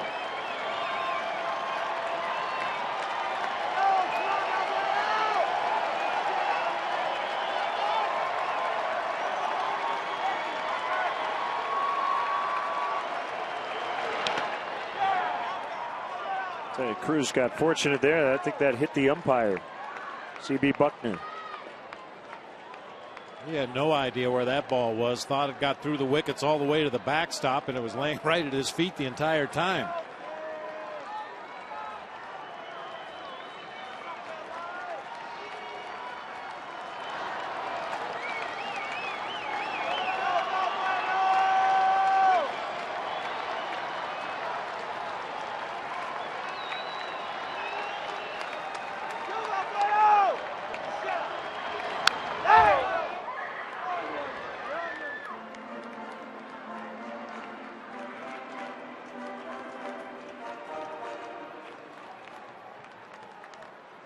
Always amazed with a pitcher like Mott that just throws fastballs. Four seamers and cutters. Four seamers and cutters. High 90s, mid 90s. Like Mariano Rivera in that long stretch he's had with the Yankees, throwing basically a cut fastball and not much else. But still getting guys out with regularity. Will throw a very rare changeup. Maybe 1 out of 50 pitches will be a changeup.